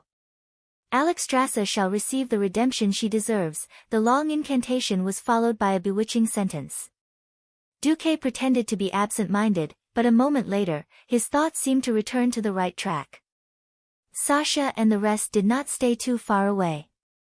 In fact, after the people of the Rotterdam Kingdom started their attack, they were already less than 200 meters away from Duque. In a few moments, they had arrived in front of Duque. It was only a distance of less than 10 breaths, but Sasha was extremely agitated. Her perfectly plump breasts rose and fell rapidly. She couldn't care less about using her fingers to comb her scattered silver hair. She asked with great concern almost immediately, Duque. Are you all right? I'm fine, how about you? Duque replied with a smile. I'm fine too. For some reason, looking at Duque's gentle and confident smile, Sasha felt flustered. This feeling became clearer with Duque's next words. No, you're not fine. I feel like you're a little old. Her heart was beating very quickly. It was so powerful that she felt like her heart would jump out of her chest at any moment. After pulling the bowstring countless times, her usually steady hands were trembling for some reason. Sasha bit her lip, her cheeks and neck were slightly red that she could not hide. You. Don't worry about me for now. Are you really all right? I was. When Duque said this, Sasha's heart skipped a beat. However, Duque's next words took a turn. I'm fine after seeing you. You. Even if Sasha was really thick-skinned, she had to give in after being teased and attacked by Duque. Moreover, Sasha had never been thick-skinned. Sasha had arrived first with her high agility and speed. The other three had just climbed up the hill. Duque smiled and turned around elegantly. All right, the best singer always goes on stage last. Let's not waste this precious opportunity. Everyone was here. Let's go. Everyone could feel Duque's surging confidence. No one knew where his confidence came from, but everyone believed it. He really couldn't figure out if this was a person's name, the shadow of a tree, or if Duke's body had really changed. I'll go first. For once, Gavin Rad was not a spectator. He took out his shield and one-handed hammer and prepared to open a path in the dark cave. No need. We won't have any enemies before the little red dragon appears. F***CK. We still have to fight the red dragon. Apart from Marion, the other three were all shocked. Damn it, they really did not understand why the red dragon army was so obedient to the tribe. Gavin Rad cursed the tribe, but he did not try to persuade Duque. He was very clear about his position. He was just a worker. Working obediently would naturally be beneficial. Also, he was quite satisfied with his current situation. The group followed Duque through the dark, narrow, and long cave. After about 4 or 5 minutes, the tunnel before them suddenly opened up. It was a huge funnel-shaped cave. They had just walked to a relatively open area when the darkness ahead suddenly changed. There was nothing in front of them even with Sasha's night vision, but it was as if a black curtain had suddenly fallen. 2 golden vertical pupils larger than baskets appeared in front of the 5 frighteningly. His long and sharp fangs shone with a cold, violent light even in the darkness. Dragon. A red dragon that had used draconic magic to ambush itself. It was at least a young dragon. Not only did it fool Duque and Sasha, but it even fooled Marion. The powerful illusion that did not have any magical fluctuations instantly brought the entire team of 5 into its attack range. It smiled slyly. Even though it looked no different from the standard dragon breath of a dragon, its open mouth and upturned lips made it seem like it was smiling. It was laughing at the stupidity of humans and elves. It was also laughing at its own success. Everyone could foresee that in at most 2 or 3 seconds, the entire huge dark space would be completely covered by the red dragon's blazing dragon breath. Gavin, Rad, Marion, Ronan, and Sasha all made their most instinctive defensive moves. Just then, an invisible aura was released from Duque's body. A kind of writing momentum, something that could be read as pretentious, was released by him. At the same time, he threw something out from his left hand. It was obviously from a huge spatial storage bag. After it left the storage bag, it suddenly became incomparably huge. In just a second, everyone, including the dragon opposite them, saw what it was. That was the ferocious dragon head of the 3rd generation red dragon, Grisla, who was the best at fighting.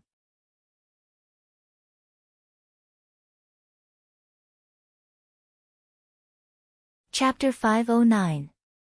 This scene was very strange, but also very funny. The 4 people around Duque were all panicking. They had almost activated their invincibility skills and fridges. Only Duque had his hands behind his back. He stood tall and straight like a pine tree, putting on a handsome show in the mountain wind. As for the other side, the mysterious red dragon that had been prepared to greet Duque's group with a blazing dragon's breath was even funnier. More than half of the dragon's breath had come out of its throat, but it was swallowed back by the red dragon as if it was swallowing saliva. What the heck? You can swallow the flames you spat out. Why don't you show what you eat and shit? Cough cough. After a while, the 4 people around Duque were embarrassed. They had thought that there would be a fierce battle. Who knew that after Duque threw out a dragon's head, the red dragon would give up? That's right. It really gave up. Actually, it was not the red dragon's fault. Ancient dragons were not cabbages that could be found anywhere they wanted. Kurtzla was the famous leader of the 3rd generation of dragons in the Red Dragon army. Had he climbed a mountain of swords? Had he seen a pot of boiling oil? Had he seen someone swallow 10,000-year-old ice as ice cream? She did see after. That's right. That was what Kurtzla had done. Alright, Kurtzla, who didn't believe in superstitions and dared to try anything and kill anything, now had his dragon's head, which was bigger than a small house, appear in front of her. Seeing the arrogant Kurtzla's eyes wide open in anger, it would be strange if the little female dragon did not pee in her pants. Dragon's breath could not be swallowed easily. A large amount of dragon breath could not find a place to vent, and could only come out through the gaps of her teeth and nose, choking her half to death. She was so stunned that she did not dare to spray this dragon breath on Duke. His long snake-like neck quickly turned and spat the dragon's breath to the side. Cough. Cough. Cough. The little female dragon choked so hard that her tears almost flowed out. Ronan, Sasha, Marion, Gavin, Rad, silence. Dead silence. In the huge, dark cave, only the sound of the little female dragon's bitter coughs could be heard. What the hell was this? Sasha and the other 3 looked at Duque with admiration that was beyond reason. Everyone held their breath, waiting to see what Duque would do next. Duque slowly raised his right hand, palm facing upwards. Ronan, where's the little thing Krasis gave you? Give it to me. How did Duque know that Krasis had given him a small talisman?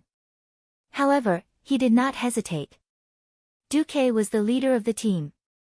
Not only was he the leader of the team, but he was also the leader of half of the alliance. He admired and respected Duke very much, so he didn't hesitate to hand over Krasis's trinket to Duke without the slightest hesitation. Krasis had told him that he couldn't give it to anyone else. Duque took it and casually tossed it away. The silver earring drew a beautiful arc in the air that cut through the darkness. It flew in front of the little female dragon, bounced twice on the ground, and stopped moving. The little female dragon finally caught her breath. She looked at the trinket on the ground and was speechless. Of course she knew what the higher-ups meant. Duque's confident voice sounded again. Choose. Become the second Graz, or do us a small favor. Duque's lips curled into a sinister smile. He seemed to be waiting for the little female dragon to reject him so that he could publicly slaughter her. Who would have thought that the little female dragon would choose neither? Her huge yellow pupils rolled around as she spoke in the human language. I must be seeing things because I've been on too many missions recently. This won't do. I need to catch up on some sleep while I'm on sentry duty. With that, she swayed her huge body and curled up in a corner of the huge cave like a puppy. She curled up and slept. Yes, I'm sleeping. I didn't see anything. I don't care if you believe it or not, I believe it. That was what the little female dragon was implying. At this moment, the world seemed to fall silent. Windsor and the others were completely speechless. That worked? Was this guy a dragon or a profiteer selling fake goods in the antique market? Duke scared the dragon just like that, and it was terrified. Duque, who had retracted his dragon head, should have led everyone over. However, Duque suddenly turned around quickly and took a step towards the little female dragon. His right hand even shone with the light of magic. No matter how you look at it, it looks like Duke is about to make a move. As expected, the little female dragon, who had been pretending to sleep, jumped up. Almost all the scales on her body stood up. She looked like a frightened cat. Who knew that Duque would raise his hand and cast a small illumination spell? Duque looked calm, as if he had done nothing.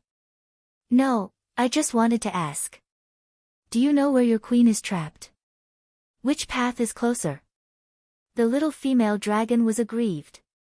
The little female dragon wanted to kill someone. Tears almost spurted out of her eyes. I'm a young dragon over 1,000 years old. You can't bully a dragon like this, she cursed Duque's ancestors in her heart and pointed at a cave entrance. Alright, she couldn't even pretend to sleep anymore. The little female dragon could only watch warily as Duque left. The moment they left the dragon cave, the four heaved sighs of relief. Yes. Ronan knelt. Marion knelt. Windsor knelt. Gavin Rad knelt too. Boss, you really scared me to death.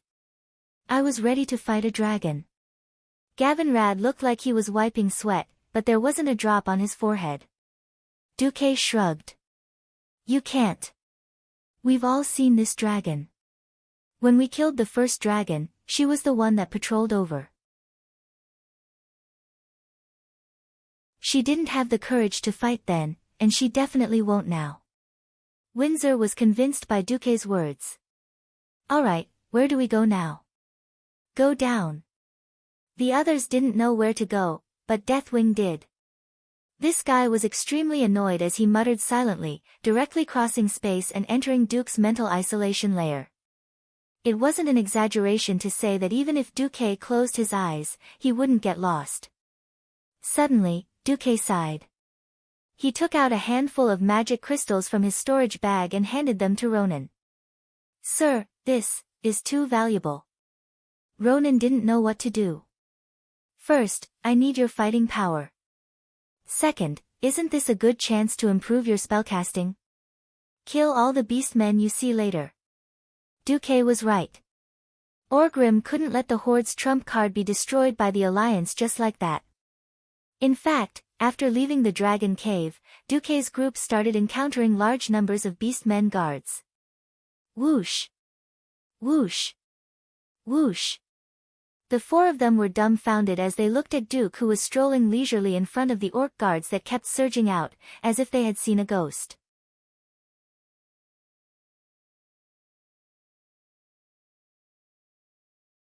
Chapter 5:10. Noises, screams, wails, and all sorts of other noises came from the surface. In the narrow cave, the echoes could be heard from far away. Everyone in the team could hear that the humans were at a disadvantage. Compared to the excited cheers of the orcs, the cries of the humans were filled with tragedy. Hang in there.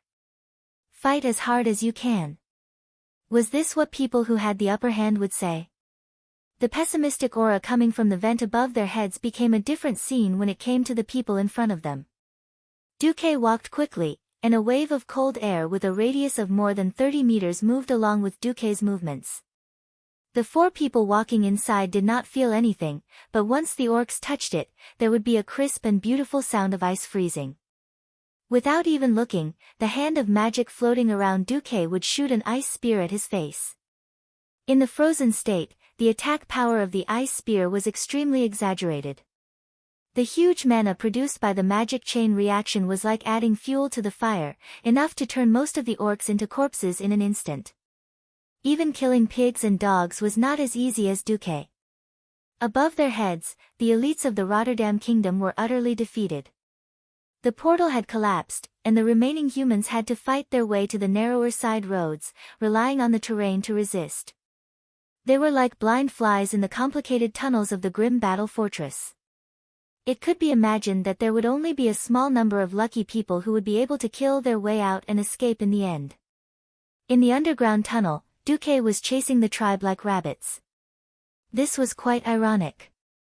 Duque pushed forward quickly, and of course, did not forget to help the 2 poor guys. Above them, Abendis and Dan Dathrahan were still fighting. The 2 of them were no longer in the same position as before.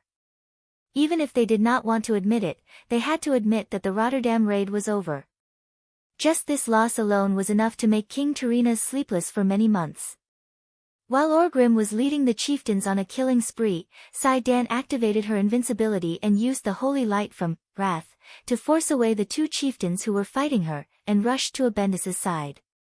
On the battlefield, Dan couldn't care less about his chivalrous demeanor. He directly smashed the back of the head of a chief who was attacking Abisti with his hammer and roared, "Go! Where do you think you're going?" Abendis, who was covered in wounds, also forced back the remaining chief with a single move. "Anywhere is fine, don't wait for death here." Dan was ready to risk it all. At this moment, a strange sound suddenly came from the fishy wind. It was a sound that they would never forget for the rest of their lives. "Yo, I'm Duque. If you're not dead, then get down here. This young master will bring you guys to turn the tables." Puff. Pooh. Dan spat out, while Abendis spat out a mouthful of blood. What the hell?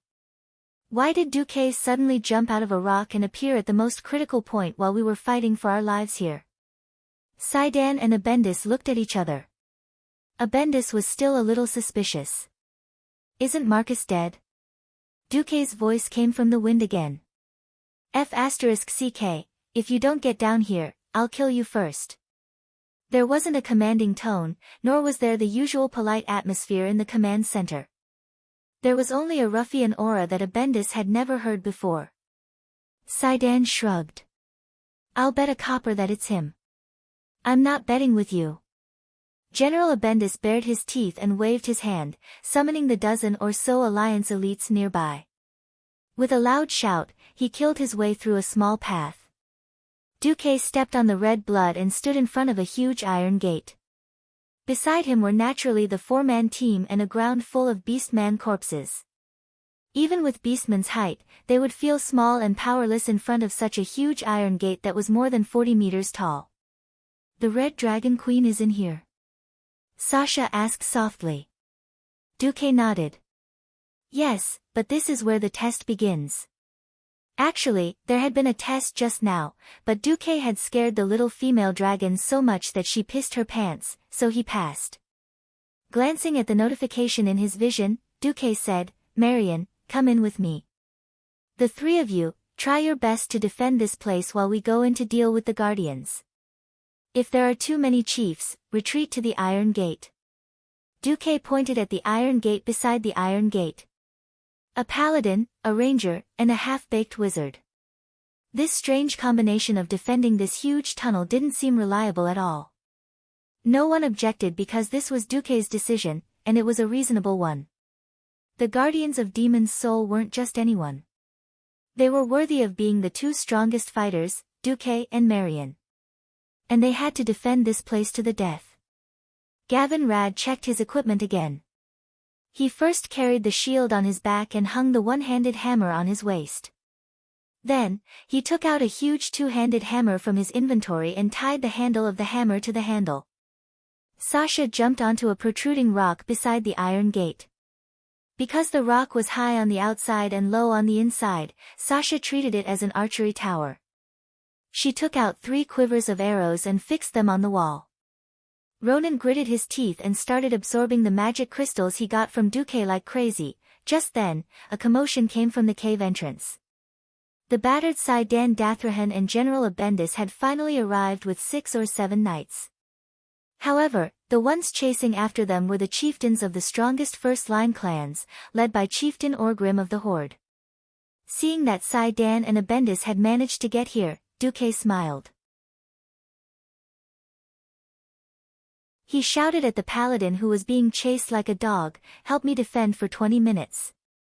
With that, he didn't care about Saidan's reaction and brought Marion through the iron gate. Oh no! It's Duke Marcus again. As if a bucket of cold water had been poured over his heart, Orgrim's heart sank into the abyss the moment he caught sight of Duke in his field of vision. Duque! Duque! It was Duque again.